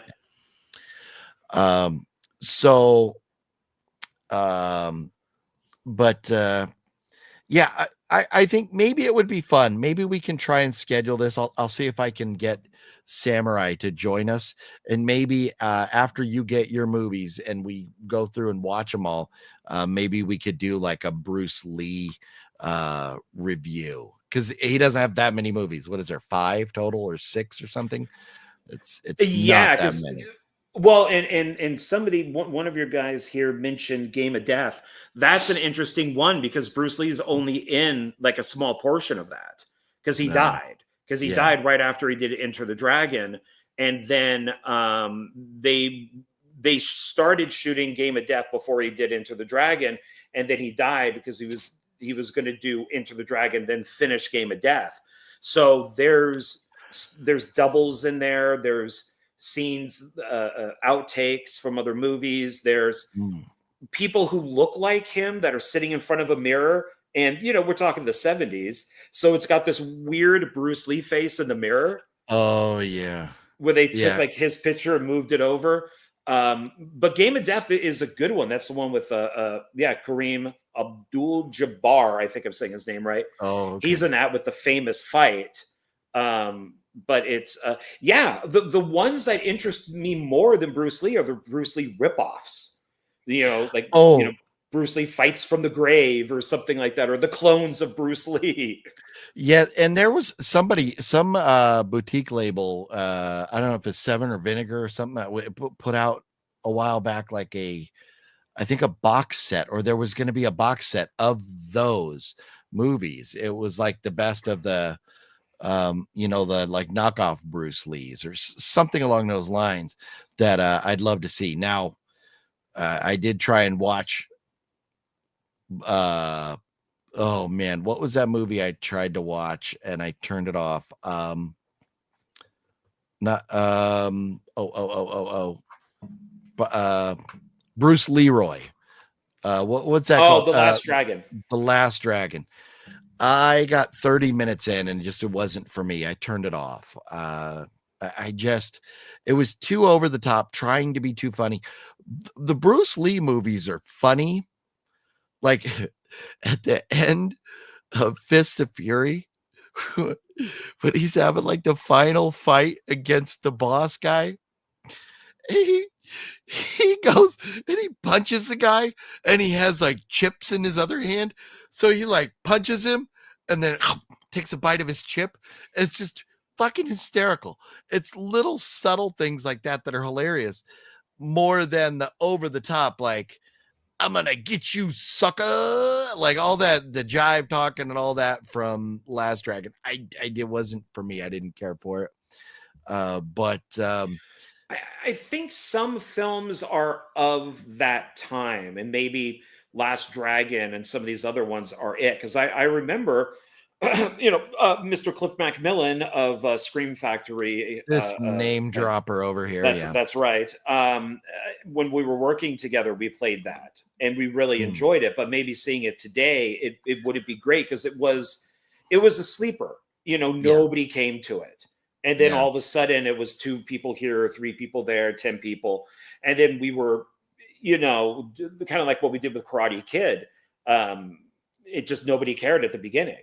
So Yeah. maybe Last Dragon is something, like that it's more of the moment type of thing. Yeah. That it's Well, and talking to Fat Samurai Guy, Sexy Sumo, and Edgar, some of these other, guys that I go to San Diego Comic-Con with for the martial arts stuff. Their thoughts on it are, if you grew up with it, if it was something you had seen, it would probably resonate better today than it does for me, who'd never seen it before. But I kind of feel like there are a lot of movies that as a kid in the 80s that we loved, and maybe now they're like Saturday the 14th. I remember laughing hysterically at Saturday the 14th. It's pretty rough now. You watch that, you're like, oh, this is terrible. Or another one kind of more closer to The Last Dragon would be like DC Cab. I loved DC Cab as a kid. I watched it, I don't know, a couple of years ago, and it was like, oh, okay, it was all right. I don't know if I would have given 2 shits at all about it if I hadn't seen it as a kid. Do you remember DC Cab, that movie? I think I saw it on like Showtime or Cinemax or whatever it came out on, and it was more like a Mr. T type of thing because of Rocky. Yeah. But I thought it was okay. I don't remember much of it. As a kid, I loved it. Well, they were supposed to go find they were supposed to go find Bruce Lee or something. And they went to this house and it was like Bruce Lee it was Ellie. Part of the name was covered by some bush or something. But anyways, as a kid, I loved it. But then I went back and I was like, you know what? It's not so great anymore. Excuse me. I do want to mention Mr. Bones, 7 minutes ago. Forgive me, Mr. Bones. Mentioned, yes, Shannon Lee's Enter the Eagles, which is copying her dad's movies. Name Enter the Dragon is good. She fights like him with the hand motions and makes similar sounds. Huh. Enter the Eagles, huh? Okay. Yeah, I did not know. So now we're talking Bruce Lee's granddaughter here, right? Brandon Lee's daughter? No, I think this is Bruce's daughter. Oh, so this would be like Brandon's sister. Yeah. Oh, okay. Yeah, she had a big problem with Tarantino doing that with Once Upon a Time in Hollywood. And but he did it anyways because it's an alternate universe. That's kind of like Inglourious Bastards, is that they're alternate universe movies. He's done 2 of those. I also love my favorite, one of my favorite TV shows. It's definitely in my top 5. And my one of my favorite comic book characters is the Green Hornet. And Van Williams played the Green Hornet, and then Bruce Lee was Kato. So, and back in his, in his home, it wasn't called the Green Hornet. It was called like the Kato Show. So they redid it. They redid the credits because it was so popular that they changed the title to the Kato Show. But Green Hornet is great. It's. I love the Green Hornet and fuck Seth Rogen, and it's a great comic book. He's actually like the great grandson of the Lone Ranger. So it's got this huge history behind it, which unfortunately has just been destroyed by copyright issues. But yeah, Green Hornet's very fun. I think you can find episodes on YouTube. Okay. Well, so yeah, it's too bad. Yeah, Shannon Lee has not done really anything since well, that's producer actress. Since 2023, she's in one episode of Warrior, but before that, a Tekken short, Lessons for Assassin, 2003. It's really been 20 years since she's done anything significant. Oh wow! But I do like the fact that there's from 2023 she was in an episode of Warrior, but going back, looking at her resume, I mean, so she was in High Voltage. She was in Blade, Enter the Eagles, and I mean she's been in 11 different things now. So there's a little bit of like if you wanted to go, kind of binge her stuff, there's plenty to watch. So that's kind of cool. The Lees have a very interesting, history. Of course, people say that, Bruce Lee was murdered. There was all those, conspiracy theories, that he was doing his huffing and puffing with the muscles and he exploded.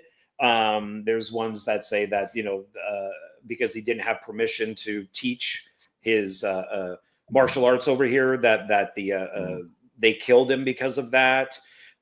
It's very weird. In the movie Dragon, his biopic, he has dreams of Brandon dying. And only like a year later, Brandon died. Wow. And Bruce Lee would say that he would have dreams of Brandon dying. So it was very weird. There's a lot of weird stuff with Bruce Lee and his family. That's crazy. It's funny. You mentioned like the inaccuracies of the Bruce Lee's biography there. And I saw a clip today when I was waiting for 7:00 to roll around. I was clicking on YouTube just to see what was new out there. And there was a video that I saw, an interview with one of the real Navy SEALs who was part of the Osama bin Laden assassination. And he was talking about the movie Zero Dark 30. And he said that, at the end, when they find, they see Osama bin Laden's body and the woman sees it, she kind of breaks down in tears, like, they, maybe of joy, they finally caught him kind of thing. And he said, no, that's not how it happened at all. He said, when she finally sees Osama bin Laden's dead body, rather than crying or getting emotional, she goes, well, fuck, I guess I'm out of a job. So it's complete opposite reaction. It was just kind of a funny thing. But he said that, for the sake of the movie, they thought it would be more dramatic for her to be emotional and stuff. So Hollywood does like to take liberties with this type of stuff. And it sucks if you're watching something hoping for historical accuracies. Hey, I mean, it's fake news, man. Fake news. Yeah, you can't. I've mentioned to you that Braveheart, the Mel Gibson movie, is 99% fictional. Yeah, it never happened. Never. It just, and that's going off of watching historians talk about, the character and saying, yeah, it it never happened. That the big speech that Mel Gibson gives to his people, that we all know and love, was not even done by him. It was done by somebody different. It was just one of the guys, and they gave it to him. But it's a great movie as long as you go into it knowing that, I remember a long time ago when I was in college, I was taking an anthropology class, and for some reason, JFK was brought up, the movie, Oliver Stone's film. And when it first came out, and there was a girl in class who's like, oh my God, I didn't know that he was killed this way. And oh my God, this is so, and I'm just like, this is all bullshit, right? Even back then, it's Oliver Stone put 3 conspiracy theories together, because we still don't know what happened. And it's just like, do you really think this is what happened? That the Cubans did this, and then our government did this on the grassy knolls, and the mafia did this. It's like, no, it may not be any of them. Yeah. But but people believe this stuff is real. Well, so and that is very interesting, because I love maybe saying love is probably bad with that. I don't love the fact that a US president was assassinated. But I do find it very intriguing. I've enjoyed that element of history so much that I've been to JFK's presidential library. I've been to twice the book depository, and the grassy knoll and all that stuff. There's no way in fuck that one shooter got off all 3 of those shots. And seeing the video, there's no way, when you see his head explode, there's no way that shot came from where they say it did. So I do find it very interesting. Trump, part of his campaign, and even at the inauguration and stuff, said that he was going to be releasing the JFK files. And they started going through them. But it's funny you mentioned that, because 6 hours ago, through MSN, there's a story saying President Trump said Monday that he's set to release 80,000 files on the assassination of JFK on Tuesday. So so tomorrow, what we've been asking for 60 years as a country, I think we may finally get tomorrow, because supposedly it's going to be without redaction. So it's going to be very interesting to see all of those files, or to hear. I'm not reading through 80,000 files, even if they're all up on the internet, but the people that get paid to do that stuff, in the news, it's going to be very interesting to see their reaction. And I'm going to be very curious to see, like, RFK Jr.'s reaction, some of the surviving Kennedy family's reaction. Here's the thing, that was so long ago that most of the people that were, if it was really a inside job or whatever it was, most of those people are probably dead. So I don't know that releasing these will bring on criminal charges, but it's going to be very interesting to find out what, and I kind of wonder too, being this long with those files that are released, are we still really going to get the full truth? Because our government, I bet, hey, if Hillary can delete many, many emails, and people can go and start shredding files and stuff, who knows what all was destroyed over the years. Well, because you look at it as, and hey, Miranda's in the chat. Hey, Miranda. That being a huge Sinatra fan that I am, it's Sinatra made 2 movies, The Manchurian Candidate, about killing a president, and Suddenly, which is about assassinating a president. He's in both of those movies. He campaigned, because surprisingly, Sinatra and all of his guys, all the Rat Pack, were all Democrats. So I'm always surprised when somebody like that, especially being Catholic and rich and all that type of stuff, that they're Democrats. But back then, JFK was a Democrat. The Democrat Party has shifted away from, religion and Catholicism and stuff. So, but back in the 60s, the Democrats were Catholic. Yeah, well, people were very scared because religion wasn't a thing yet. That was with Nixon. Nixon brought in the whole religious thing because they knew that they couldn't get the female vote, the black vote. So they said, well, let's hit the Christians. But Sinatra basically helped him get into office because Bobby said that they would leave the mob alone.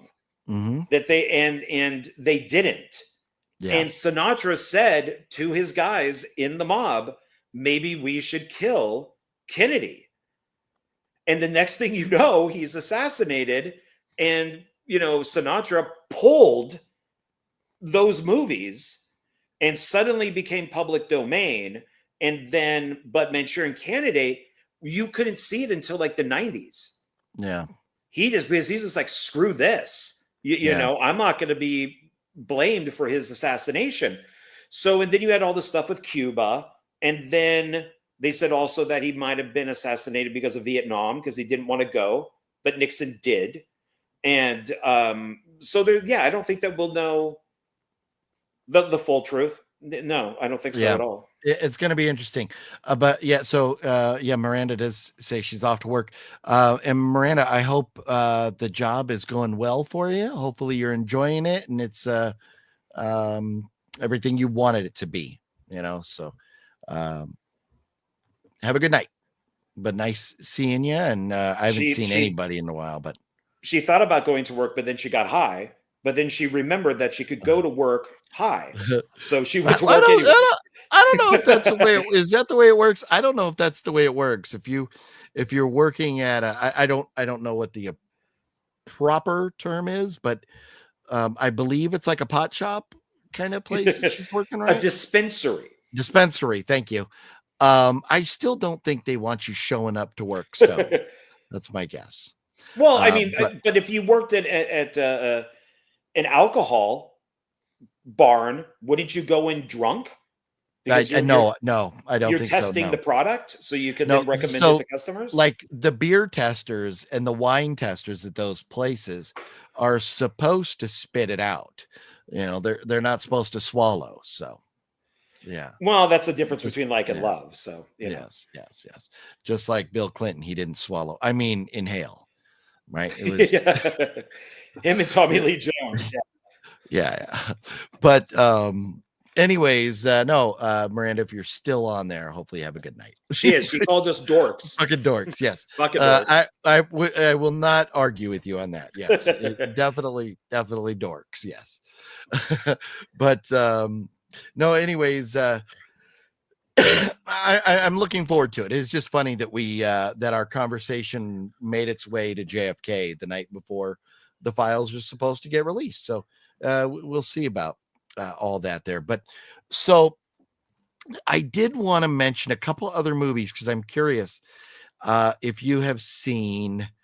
So I recently watched Dog Tags. That was Romano Scavolini from 1987. POVs rescued from tiger cages in Vietnam, brought into a secret mission by Army captain. However, when the group finds a cache of gold, greed sets in and the mission goes awry. Have you ever seen that? No. It is very good. Sometimes Vinegar Syndrome, Severin, those, it's hit or miss. They do release some garbage, but this one is definitely one of the good ones. And I believe you can stream it places. But Dog Tags from 87, really enjoyed that. And then Apple TV, when I signed up for the week-long free trial so I could watch a few things, one of them was Wolves with George Clooney and Brad Pitt. Have you got around to seeing that yet? No. Highly recommend that. It is I don't, without spoiling anything, I could see where this could exist at some point in the Ocean's 11 universe. So that's all I'll say about it. But I wasn't sure where it was going, and I really loved it. Master Chaos gives it 5 stars. What did I give it? I think I gave it 4. But it is phenomenal, so well written. Maybe not. There could be a sequel, and if they figured out how to do that, I would love it. But Wolves, I highly recommend that. And then the other one that I watched on Apple TV, which got pretty bad reviews, but I really enjoyed it. The Gorge. The Gorge. Did you watch that? No, and I have no desire in watching it. I've heard way too many bad things about it. Like, why is there only one person on one side and the other side if they're fighting monsters? Why aren't there more than one? I don't. I may watch it because I think visually it looks good, but I've just heard it's bad. So I'm just tired of bad. So I think the reason I've not watched any reviews on it, but I think the reason that people knock it is because you kind of expect this action movie, and it's almost like Barbarian, where Barbarian was really kind of 2 movies put together. You know, the first half is totally different from the second half. The first half of the movie is them kind of showing up. They're not being told about the job. You find out that the people that go do this job, when they leave, that they don't ever get their freedom back. These people get killed because the government doesn't want anybody knowing about what's going on down there. They are not supposed to have contact. They are on each side of the gorge. But part of the reason for that is one of those people is put there by like one country, another's put there by like another country, something that was set up with the resolution of World War II. And so I like the reason there's one on each side and they're not supposed to talk. But anyways, they finally meet, kind of have a little romantic thing before winding up figuring out what and experiencing what's in the gorge. And then when they're down there, it's pretty interesting. I don't understand a lot of the hate. I understand why people could say it's slow or boring, but again, I haven't watched or seen any reviews. I'm just going off of what else I've seen. One other person that I follow on Letterboxd here gave it 4 stars, which I also gave it 4 stars.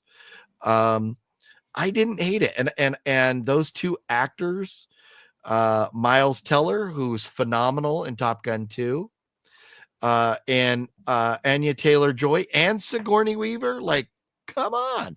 It's got a great cast. So I watch on YouTube a channel called Pitch Meeting. And I, even without seeing the movie, I agree 100% of what he said on there. So it's, I don't know. I don't like bad writing. And it's like, I hated the Tomorrow War, that Chris Pratt movie. I thought it was sheer garbage. Yeah. Not a fan. Everybody loved it. And it's like, this is one of the worst written things I've ever watched.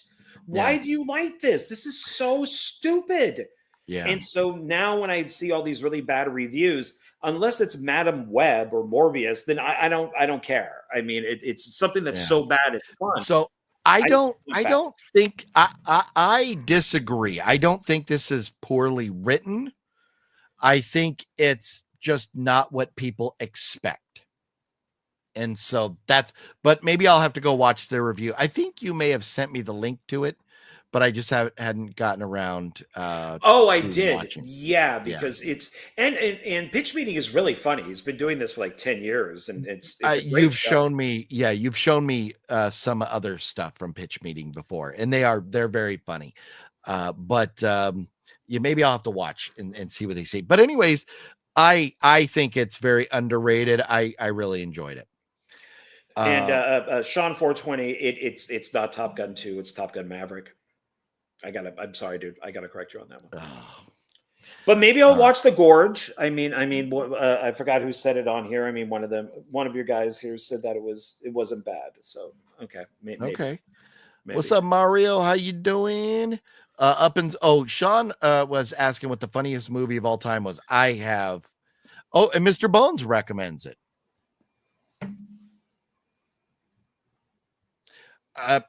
If Mr. Bone recommends, John, you're now obligated to watch it. So you're down here cheering for OGP. There you go. Yeah.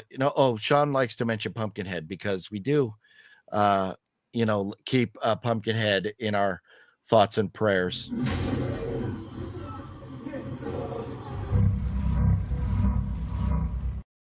Because we love when Pumpkinhead fucks people up. So, anyways, so I know it's Top Gun Maverick, but is there the number 2 is not involved in that title at all? No, it's not. And I only made the correction because I'm such a Tom Cruise fan. So, I know you. That is your absolute man crush of man crushes. Now. Oh yeah, I got it actually right. See, right there. That's all Tom Cruise. That entire shelf is Tom Cruise, and that's not even the VHS copies. So those are in a different room. So I, watching Novocaine, there was a trailer for the new, the second half of the new Mission Impossible. It looks so good. It does look good. You know what? And you know what I kind of like is that Tom Cruise looks a little bit older in this, and they're talking about, one more mission. And I know it's Mission Impossible. Usually it's like, we just got to do this one mission. But I kind of like the way they're not trying to portray a 60-year-old man as a 25-year-old anymore. So, but the trailer, I had seen a trailer before.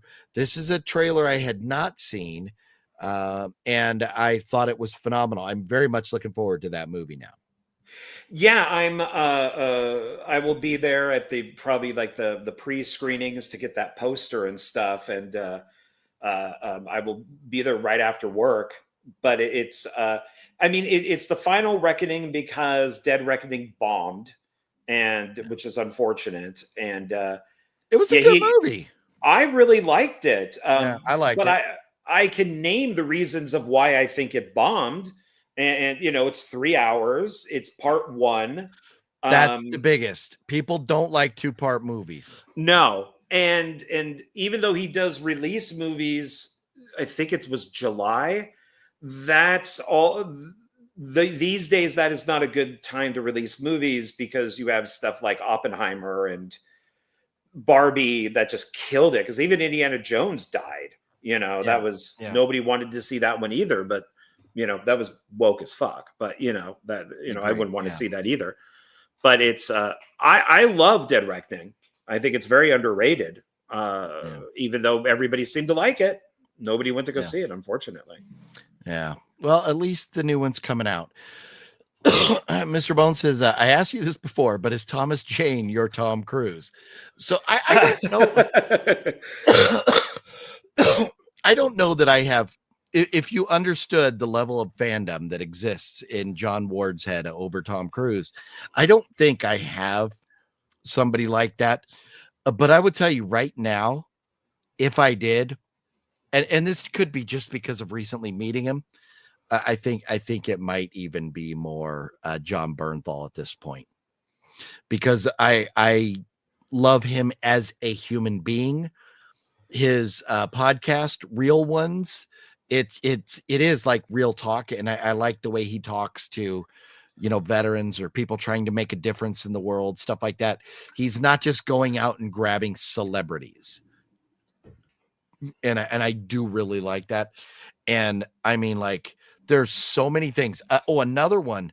that I just recently watched with Bernthal was so good. And it's a different type of role for him. And that is Sweet Virginia. Have you seen that one? No, don't know of it. Okay, so Sweet Virginia says a former rodeo star, John Bernthal, now a motel manager, he's actually the owner, meets a young man who is responsible for the violence that suddenly has seized his small town. It's got John Bernthal, the bad guys, Christopher Abbott, Rosemary DeWitt, Imogene Poots. You would recognize a lot of the faces, even if you don't know some of these names in this movie. But basically, the movie starts out with you have three guys in a restaurant. A stranger comes in, shoots and kills all of them. And then that stranger is in town. I don't want to spoil it because I really recommend you watch it. You could stream it. But the stranger is in town for a reason, and he's staying at Bernthal's hotel, and Bernthal kind of meets him and gets to know this guy and doesn't realize he's the bad guy, till a certain point in the movie. But it's so good, very well written. I really enjoy it. Sweet. Okay. And Sweet Virginia, I think, is the name of the hotel because I think it actually takes place in like Oregon or something. But anyway, so good. But I do love some Thomas Jane, although Thomas Jane has been letting me the fuck down with a lot of movies. Well, that's because you're watching Thomas Jane and not Tom Jane. If you watch Tom Jane, the movies are much better. Yeah, probably a very good point. Well, and with Mr. Bones is you're in my collecting are very different. I get obsessed and like my entire shelf of Tom Cruise and then the posters I have hanging up and the VHS tapes. And then right below it is all Michael Bay. And I just got 2 brand new Michael Bay things in for my upcoming video today. And so I will collect everything that has Michael Bay's name on it. And then, but you don't do that. You don't really have that filmmaker or I think you maybe thought maybe Oz Perkins might be somebody that you would collect. I mean, because I have the first 3. Obviously, the new one's not out yet. But I will own the monkey. So, I mean, I'll have all 4 of his movies when they do come out. But as far as like a favorite actor, to me, my favorite actors are, well, I'll tell you clearly, it used to be Matt Damon. But Matt Damon started going political and getting kind of bitchy. But I do love Matt Damon movies. Green Zone, of course, the Bourne movies. I mean, so many things. I mean, fuck, Good Will Hunting. So I mean, there's a lot out there. But Matt Damon, Anthony Hopkins, Denzel Washington. That's like they're definitely 3 on my Mount Rushmore of actors. And Bernthal may be making his way up there. But Mr. Bones also says, I've noticed your voice has gotten better throughout the stream. So I've been drinking lots of fluids, and I think it helped early on in the stream before John got here. I was doing all the talking, and so it was steadily downhill. Now having a conversation is kind of nice because I get a break whenever I do shut up for a minute and let John talk, because that's just how I roll. But then I ramble. Yes, that's what we do. But that's what makes it fun. Dominic, what's going on? Dominic, how you doing? Sean says, every time Tom Cruise risks his life, all the best stunts for Mission Impossible. No, and that is one thing to admire about Tom Cruise, is that he does his own stunts. And I love that story. I think it was on David Letterman where Matt Damon was on Letterman, and he's asking Matt Damon. There was a story about Matt Damon and Tom Cruise were having a conversation, and they were talking about Tom Cruise was saying, like, he wanted to do the stunt, and the safety guy was like, no, you can't do that stunt. So then Tom Cruise is like, So I got a new safety guy. It's like, you're not going to let me do it. You're fired. I'm going to get somebody who will. But the way Matt Damon tells that story is hysterical. But you could totally see Tom Cruise doing that because he does his own stunts. So, you know, I definitely admire that about him.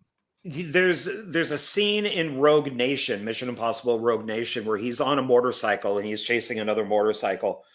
And the camera's right in front of him. And so he's speeding towards the camera. He makes a turn. And at one point, his knee hits the ground. And you could see him bring it up really fast. Like, he's like, oh, shit. And he brings it up. There is nothing there. Like that. And I pointed that out. Like, I went over to Miranda's house and we watched all the Mission Impossible movies over a couple weeks. And I'm just like, look at that. That was him kind of freaking out a little bit because he got so close to hitting the ground that he could have just wiped out and might have killed himself. Yeah. So you know this stuff is real. And granted, there are cables and things connected, like, you know, when he's hanging off the plane and stuff like that. You know, at the very beginning of, I think it's Rogue Nation is where he's hanging off the plane, or it could be Ghost Protocol. But if you watch behind the scenes, they remove them digitally. But it is him there holding on, and his hair blowing back is all real, but he is secured. But it's still him, you know, way the hell up there. Hey, anybody that's going to hang on the outside of a C-130 while it's in the air, I don't care how attached you are. That takes fucking balls. So, or jumping off a cliff on a motorcycle with the parachute, that takes balls. It really does. Oh shit. What was I? Oh, there was something I was going to say, but this is funny. Tom Cruise really shines in Tropic Thunder. He's the best thing in it. He created that character. Ben Stiller contacted him and said, do you want to play this like asshole producer? And he said, you know, and the entire look of that character is Cruise. He goes, I will only do it for this. He's like, I have to have really hairy arms. I have to, you know, all this stuff that's on him is him. And he's like, I want to do it this way. So this is a guy who's not a pretty, you know, he doesn't think of himself as a pretty boy. And he's like, oh no, you can't do this. You know, he will mess himself up because he gets the joke. He understands it. Just like him being Austin Powers in Goldmember, you know? Yeah. So it's, you know, I just, unless he does something totally dickish, I mean, something that deals with kids or whatever, or just some asshole move, I don't give a crap about Scientology. I think it's just as bad as everything else. But it's like, I'll be a fan until the end. You know, but I just hope he just doesn't do something horrible. Yeah. See, and I agree with you on the Scientology bit, because people go like, oh, Scientology is so bad. I agree. Scientology, very bad, not a good religion. But when you go like, well, how many Catholic priests have violated children? Does that mean everybody should shun Catholicism? I don't think you have to alter your beliefs because of some bad people. So I don't have a problem with him for still following his religion. Maybe he hasn't been exposed to. Well, his Scientology is very different than if you and I joined. You know. Oh yes, because of the level of. Yeah, he's the celebrity, but it's, you know, I did something on Facebook where I did a Tom Cruise post, you know, might have been a trailer or like a review for a film. And one of these guys who I went to high school with, he goes, oh, I won't see Tom Cruise movies because of Scientology. And I went, really? Do you not see movies because somebody is a Christian? Do you not go see movies because somebody is a Muslim? You know, it's like, why are you picking out Scientology? You know, we did have this thing called the Crusades that went on for hundreds of years that, you know, where people, well, probably like 100 years, but, you know, where people murdered everybody if you didn't believe in Christ, you know? So it's like, really? In our history of humankind, there have been some bad fucking people. And that's like Oh, you know what? I won't go see anything Chinese because of Genghis Khan. You know, like I won't eat bratwurst because of Adolf Hitler. You know, like come on. Where you got to draw a line. And I understand. I will entertain the argument of I won't watch Jeepers Creepers. I understand. That deals with kids, and yeah, yeah.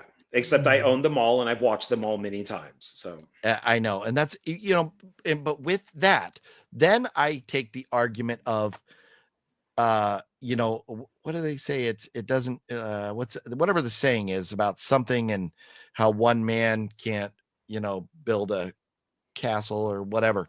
There's a lot of people involved with making a movie, hundreds of people usually. So to not support all those other people because one person was bad, it's an interesting argument. But hey man, there's a lot of bad people in Hollywood that have done some terrible things. So I don't know where you draw the line. I think everybody has to make their own decisions. yeah. It's I was watching somebody who sat there, and this is when we had a lot of those shootings, and they sat there and said, if because they're like me, we're both non-believers, we were both, I forget who it was, it might have been like an atheist show, but they sat there and said, even though I don't believe in Christianity, if it stops somebody from killing, like a bunch of people at a club or kids in a school or some movie theater, then by all means believe it. If you feel that, God is looking at you or Jesus is looking at you, and that is what stops you. If I go and do this horrible thing, I will never get into heaven. Then please, I support you 100%, even though I don't believe in it. Please go. So there are a lot worse people out there that we're just finding out about. That these but yet people still love them. Yeah. Yeah. I had a question for you. I was going to ask, but we have a special guest visitor in the chat right now. Oh, John, I just can't keep my love for you in for you any longer. I can't wait to come. Ooh. Well, he is. What does this say? Are you cheating on me with? Well, I wouldn't say it's cheating, but I would say that Wet Movie 1, he does make my one wet, especially when I watch his movies on YouTube. Yeah. So yes. Well, Wet Movie 1 has a velvet taint. So if that helps you get excited at all. It actually does. It really does. Yeah, and I like the taints that have a little scar on them. Smooth, velvety taint. Yes. I'm all about that. A wet, velvety, moist taint. John, what can I do to get into heaven? And does it involve your butt? Man, wet one is on one tonight. What did you swing by? Who's the kid from what movie was it? Was it the one with the kids playing baseball that the guy just opened up the pot shop? Maybe Wet Movie 1 was over there and ate a gummy tonight or something, because he's on a good one right now. Well, it is a fact. It's in the Bible that God only likes bottoms. I'm sorry, no, I take that back. God only likes tops. He dislikes bottoms.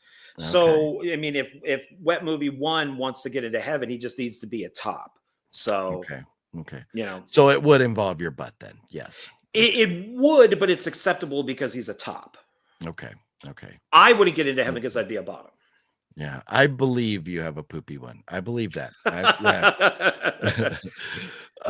But so I wanted to ask you, and hey, Wet, I would say come on in for a little bit, Wet, but my guess is you're probably laying in bed right now, because I know you've got to go to work in the morning. But Squints, yeah, Squints. What movie is that? The one with the kids in the baseball field.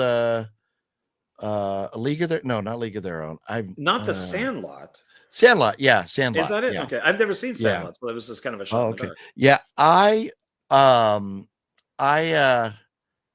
Yeah, Sandlot wasn't like for me, like The Goonies, Stand By Me, some of those other, movies, like child movies like E.T. and stuff were more my speed than The Sandlot. I think maybe I was a little old when The Sandlot came out. He's just a bottom because he's lazy. I don't blame him. And you could throw your back out. Being a top, sometimes you could throw your back out too. So you gotta That's be true. careful. But so I did want to ask you if you have a favorite. Is there a clear-cut favorite Tom Cruise movie? Yes, Vanilla Sky. Wow, that came out of left field. I did that out of everything that might have been like way down the list as far as what I would have guessed. That's interesting. So for me, my and it's very sentimental reasons, but Top Gun is my clear number one favorite because I remember they were filming it on my birthday. I think I was turning 11 years old. The airplanes were flying around above my house because we lived very close to Miramar. I mean, within straight line 2 miles to Top Gun. And on the roof of our house, we could see the big Top Gun logo on the side of the buildings. So they were filming it, and then I remember watching it with my dad. It was one of his favorite movies, and the fact that my dad was so excited for Top Gun Maverick, I will not call it part 2, for Top Gun Maverick to come out. But because it was delayed because of COVID, then my dad passed away. He was never able to see Top Gun Maverick. So yeah, so it's a Top Gun. That franchise is sentimental to me. Take away the Top Gun movies. My favorite Tom Cruise movie is the second one is kind of good, but I absolutely love his first Jack Reacher movie. The one in Pittsburgh there with the shooter. Yes, that one is very good. I love the beginning of the second one with him in the bar and he's all bruised up and the sheriff comes in and tries to arrest him. And he's just like, 2 things are going to happen within the next 60 seconds. That phone is going to ring and you're going to be arrested. Yeah. The sheriff just laughs at him. I really like Mission Impossible Fallout. I think it's the best Mission Impossible movie. That's the one with Henry Cavill where he does the cocking of his fists, which he's never been able to do again. There's a fight scene with Cruise and a bad guy in a bathroom, and they just destroy the place. And there's a shot that's looking right at Henry Cavill, and he does this thing where he does this with his fist, where he cocks his fists. And he's been asked to do it on talk shows, and he can't do it. It's not the same. It's like, I don't know how many takes it took, but it's perfect. And it's like a great shot of him in there. But I like Vanilla Sky because it's a lot of people, if you go off of like fan theories and stuff, is that there's like a weird connection to Eyes Wide Shut. And so I like that. Okay. But I like Jack Reacher is good. I actually have sitting right here the TV show, which I haven't watched yet. I've heard it's closer to the book. So I need to watch that. But also like Edge of Tomorrow is great. That's his Groundhog Day movie. Oblivion is awesome. So the guy's got a lot of great movies. Yeah. There's a lot of stuff. Yeah. Wet Movie One agrees with you, I believe, on Vanilla Sky. So there you go. 2 peas in a pod. There you are. Okay. There. Thank you. It's meant to be. Awesome. John, have you seen the original Spanish version of Vanilla Sky? Both versions are great. I own it. It's sitting right there, actually. And no, I haven't. So I really do need to. Penelope Cruz is in both. So yeah. We like Penelope Cruz.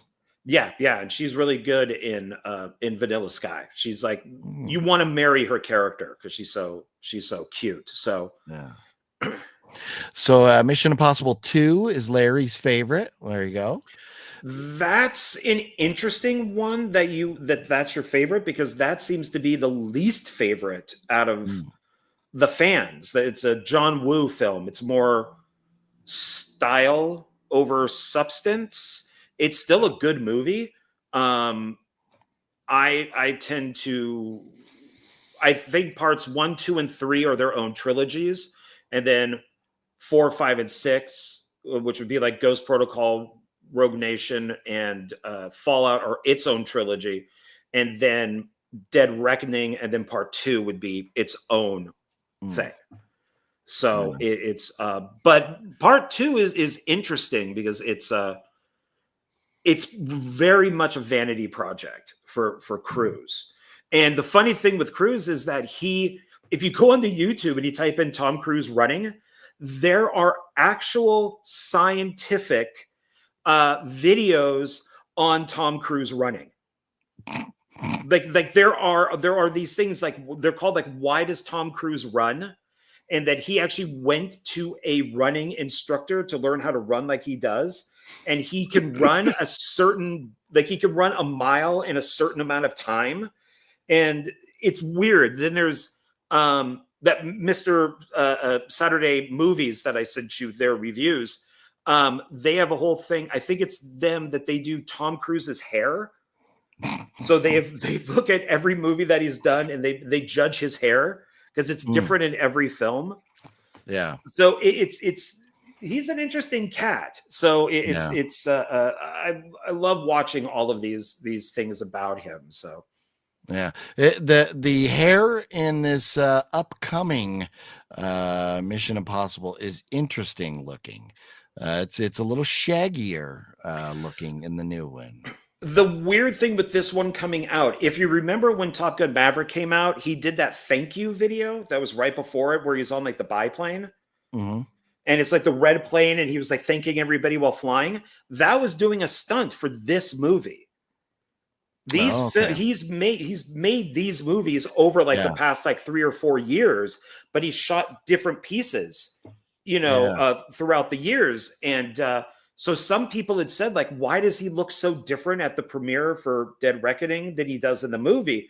That's because Dead Reckoning was shot like 2 years ago. Yeah. So all this footage that's now coming out is, that's going to be the more kind of shaggy hair Tom Cruise. Yeah. Now, did you go, because I went, normally movies come out Thursday for like the opening weekend. And then that one had a special like early release on even Tuesday. And so I saw Top Gun Maverick on Tuesday. It was one showing in each theater for the night. It was 7 p.m. That was it. And they had not only the the thank you that they said, where his talking to the fans before the movie, but that Tuesday night had a special separate video. Now, did you go see that early screening? I went to that video.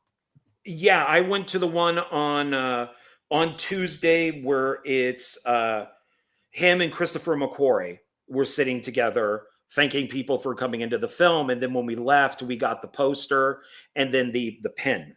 So okay, so that was going to be. So I have now. The nice thing is, because of Ortega working at the theater, he gave me, I believe it was Ortega, gave me the poster that everybody got. And then, but that first opening night, I got that special poster. So I have both from Top Gun Maverick. You have both of those posters? So I got the one I have actually a few from Top Gun Maverick that were given out in the theater. This was the pin that they gave out for Top Gun Maverick. Oh, yeah. And then they gave this away for Dead Reckoning. Oh, I didn't. Okay, yeah. And as much of a geek as I am, this is the actual size of the cruciform key that's in Dead Reckoning. So this is a replica of the actual key, and you pull it apart like they do in the movie because they're trying to get both.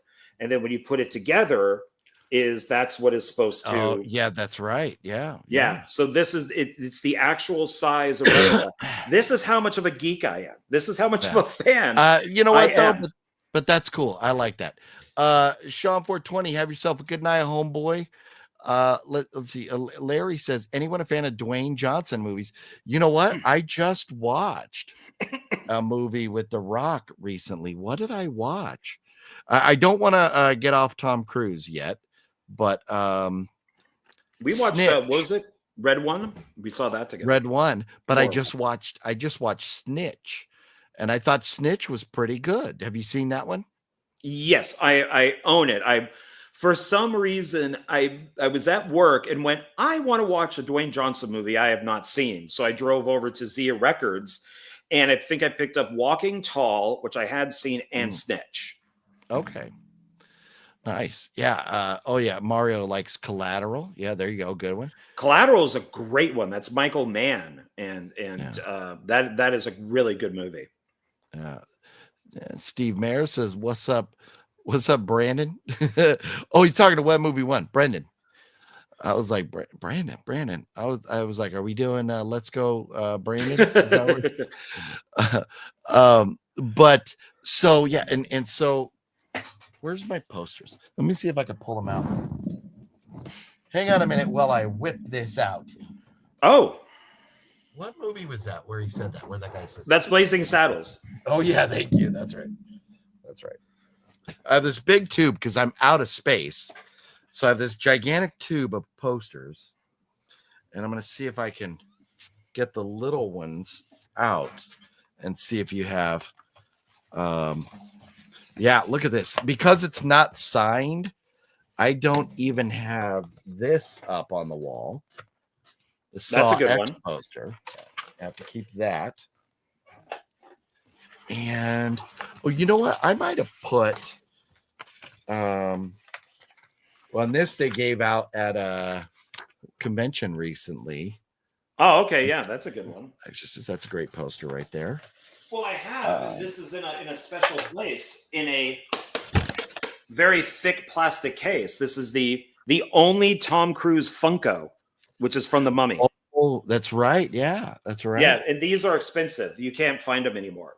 So they're like $300 or whatever it is. But I want him, if I ever meet him, I want him to sign it. But he doesn't license out his image, so that's why you won't.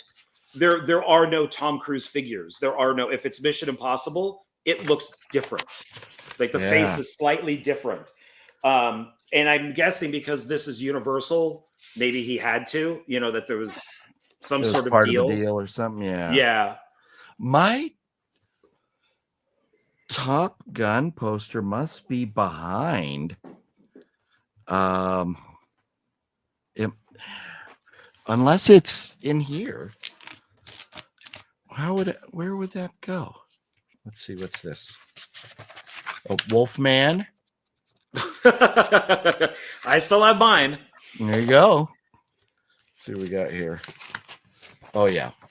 This is Ortega gave me this. I'm supposed to give this away. This is a signed Felissa Rose, a sleepaway camp poster. Oh. I was supposed to give this away like in a contest, but shipping a poster is expensive. So I have not given it away yet. I'm wondering if my Top Gun posters are behind. Maybe I don't have them out here. Let's see, are they over here?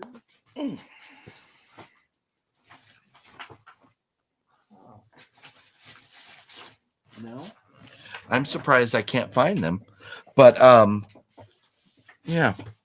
Well, I don't. These are big. I don't want to pull these out. I have a thick roll of the full size posters in there. I don't want to pull out. Let me see if I can find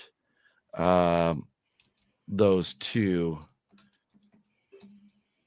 Yeah, I can't show mine. They're all framed in my bedroom, which is very appropriate for me to put them right by my bed. Okay, so let me see if I can.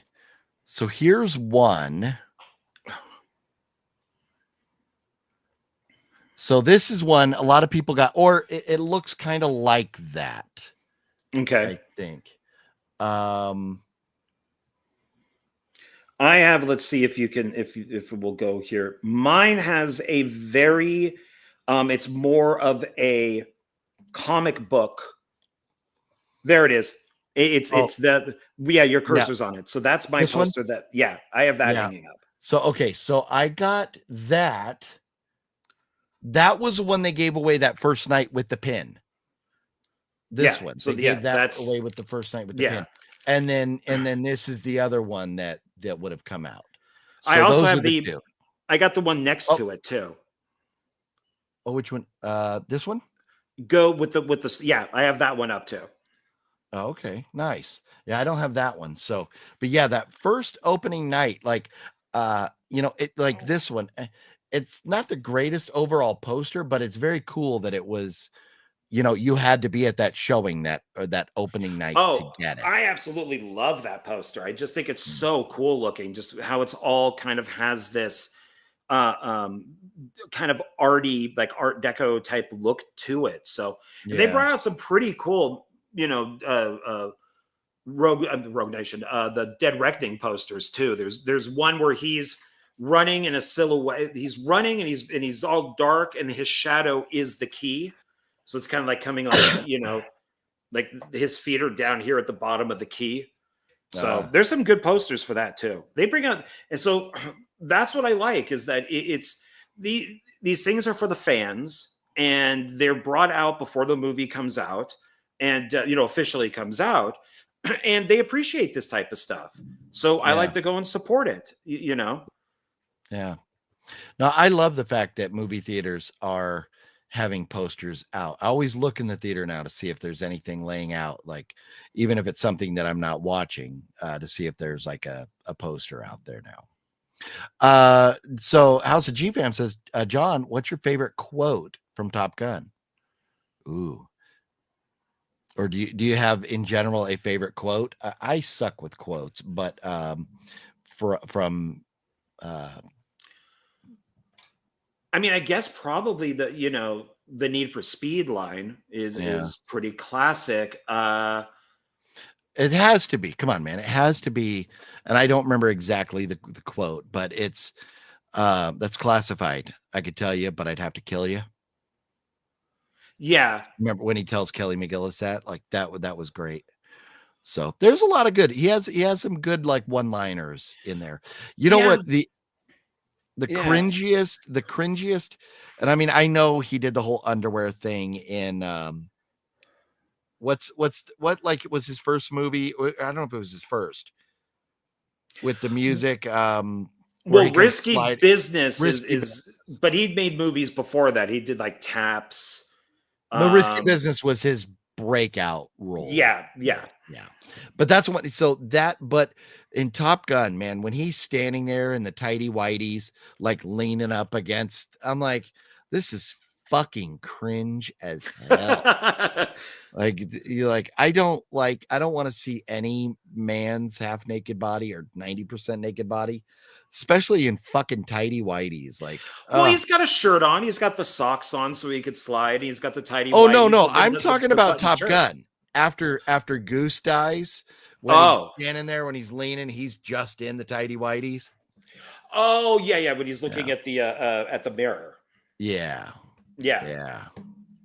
I just watched last night. I think this maybe came out last year, but Family Guy did a spoof on both Top Gun movies called Top Phat, and it's of course Peter plays Maverick, and so they go through the first half is spoofing Top Gun, and then the second half is spoofing Top Gun Maverick.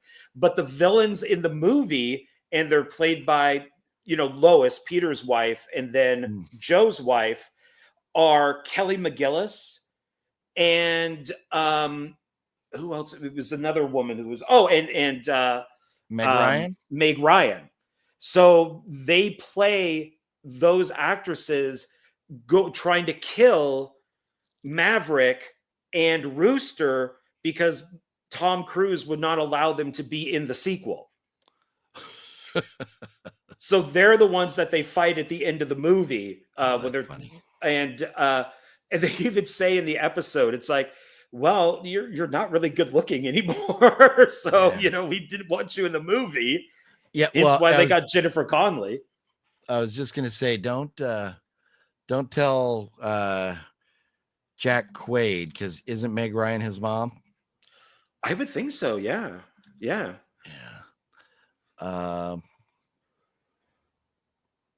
Real parents. Yeah, Meg Ryan. Yeah, Meg Ryan, Dennis Quaid. Yeah, but don't tell Jack. But yeah, his mom. Man, I don't know if Meg Ryan went and tried to get some plastic surgery or whatever. Oh, she did. But she went from always having that cute kind of innocent look, a slightly ditzy kind of look, to just being like a what the fuck happened to you? Yeah, that was I think it started with that Russell Crowe movie that she did when she dropped Dennis Quaid and went for Russell Crowe. And then she did that film in the Cut, the boxing movie, and you could just see her transforming, and she just went from this really kind of cute, bubbly actress to just like almost like a monster. And that's when she stopped acting, was after that. And I have a feeling it's probably because her agent or manager, sat there and went, wow, Meg, you're hitting this age. You probably should get a facelift or something. And she did, and it looked awful. Yeah. So it's just, I have no desire in watching her films later. Like she just did that.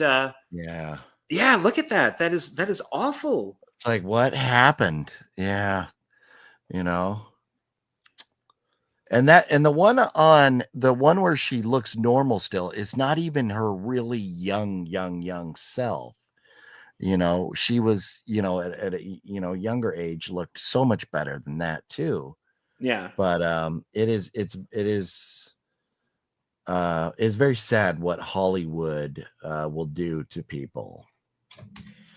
Yeah, it's like, even if you look at Megan Fox, the difference between her from, like Transformers 1 and 2, and Michael Bay has been very honest. Two things stopped her from being in Transformers 3. One, she called him Hitler. She said it was like working for Hitler. And Spielberg was the one who actually said she's not going to be in part 3. Spielberg is Jewish. So, if you're comparing, I'm producing this movie, Michael Bay is directing it, you're no longer going to be in this film. Yeah. See there, she's really cute. And then Michael Bay said she got surgery. She wasn't cute anymore. She just didn't look good. So Spielberg stopped her because of the Hitler comment. Bay stopped her because of her plastic surgery. And, so it's all because agents and producers are saying, well, now you need to get that surgery. Why? Why? Yeah. How's GFam says, it looks like she started looking different after You've Got Mail. Yeah. And that's, You've Got Mail and Sleepless in Seattle are two of my wife's favorite movies of all time. And because of that, a lot of times if you see, I post pictures on Instagram and you'll see, like if I've taken a picture of the TV, you'll see above it a Sleepless in Seattle poster. And the reason that sits right there is because right next to it is a picture of Tom Hanks, signed by Tom Hanks from Sleepless in Seattle. So, I wanted a Tom Hanks autograph in my collection.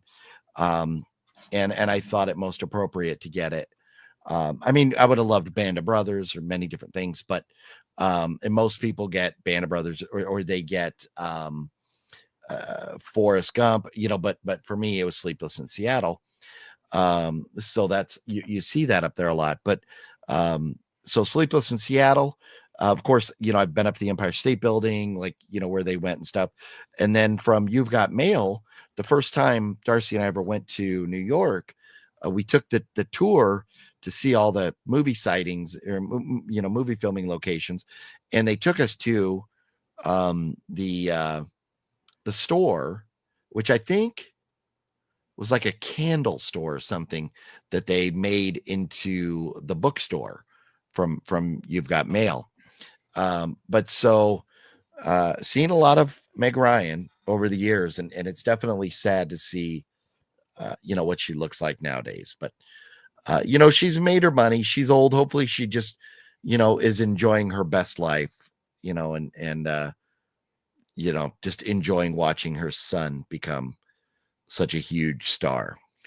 Well, yeah, and she's interesting because she met Anthony Edwards, on Top Gun, and then she did DOA with Dennis Quaid, dropped Anthony Edwards, went with Dennis Quaid, and then did that film with Russell Crowe, dumped Dennis Quaid, and then went with Russell Crowe. Yeah. So she's It's playing the the field a lot. Life of a Hollywood starlet, man. Yeah. So. But you look at Tom Cruise of the list of women that he's been through, man. That's an impressive list. His stuff is all organized. Like none of it is by mistake. You think it's like to help his press and stuff like that? It's to blanking on her name, the actress who got him into Scientology. Most of his relationships when he gets married last like 10 years. They're under a contract. And normally it's Cruise divorced Kidman, which she said that she was very surprised about. And that had a lot to do with that she didn't want her kids involved in Scientology. And then Katie Holmes divorced him because of the Scientology thing and not wanting to have her kid in that. But if you look, a lot of this stuff is orchestrated by his agents and managers and stuff like that. So it's, that he dated Penelope Cruz during Vanilla Sky. That was for the movie. So yeah, if you look at the time between these different women, it's normally around 10 years because that's when the contract ends. Interesting. Mimi Rogers. Yes, Mimi Rogers. Yes. Yeah, she introduced him to it. And then I think he dumped her on that one. So it's, I think, like once he became big. But he did say Scientology got him to be where he is today. He's dyslexic. And he said that he overcame it with Scientology. So, if it helps you out, go for it. Yeah, exactly. Yeah. I'm not seeing you much on Instagram either, OGP. When do you want to talk there again? Larry, I haven't been on too much because with my daughter being in the Navy and getting ready to deploy for 7 months, my son just going in the Navy, being gone. I have a lot of things going on, like between my health, and then I have like tomorrow, I have meetings with attorneys and different things. I got a lot going on in life. So for me right now, the best place for us to talk is when I do these videos. I have my Instagram, my box. I have so many people that have it shows they have 4+ messages they sent you. The list is endless. I just don't have time to get back to everybody. And I apologize. I wish I had more time, but I got a lot going on in life. As far as going to swap meets, haven't been to a swap meet in quite a long time. I do enjoy swap meets, but I just haven't been. But anyways, John, I don't think we'll go too much longer. My leg is really starting to hurt. That's why I'm moving around a lot, is trying to find a comfortable spot. So you mentioned gonna do some stuff with Jonathan coming up. Anything else specifically from your channel or anything we should look out for? I'll probably do tomorrow, and I'll have this up within the next couple days, like a new Funko Pop video. So if you want to join me for that and show off your stuff, we could do that. I'm going to show off 10 brand new ones. So I'll record that. It won't be live, but I'll do that tomorrow. And then I got the 2 new Michael Bay things. And so probably within the next few days, I'll do another Michael Bay video. Okay. So it's because I'm not on Facebook, a lot of stuff I got to get back into. Like one filmmaker really hasn't happened much because of me not being on Facebook, and I can't reach out to people. Yeah, maybe you ought to fire up that account again and just make everything completely private aside from messaging people. Yeah, I think I'm going to after the nightmare that it was. Yeah, no, Facebook is such a toxic shithole. I just can't stand it. Everything I hate, they keep showing me, and I'm just like, I just want to see friends and family. I don't want to see posts, from political people and stuff. I don't. It gets me going. So but anyways, yeah, I we'll talk, and I'll try and join you for that. So anyways, everybody, make sure John, his links are down below. So make sure if you're not subscribed and following him, make sure to do that. I don't know that it's we've talked, John and I have talked, and I don't know how much John wants to talk about any of this stuff yet, but we've talked, and John and I are both working toward getting back to rolling some cameras and getting some movies made again. So hopefully before too long, which we have no timeline at this point, but hopefully before too long, you're seeing posts from us about making movies again and getting back on the ball with that stuff. So yeah, there's that definitely. too. So but as far as from me, I'm not sure exactly even what comes out this week. I think I do want to go see that movie Black Bag. But if you don't see anything from me this week, I'm going to do everything I can, everybody, to be back next Monday night. So stick around, make sure you subscribed, and hang out with me Monday nights for Horror Movie Monday. And with that being said, thank you for watching, everybody. I appreciate it. Thank you for bearing in with my throat here as it comes and goes, which it's starting to get a little raspy again. So it's a good time to wrap it up. So anyways, everybody, have yourselves a good night. We'll see you. Bye, everybody. Thanks. On the next one here. Just going to end this right now.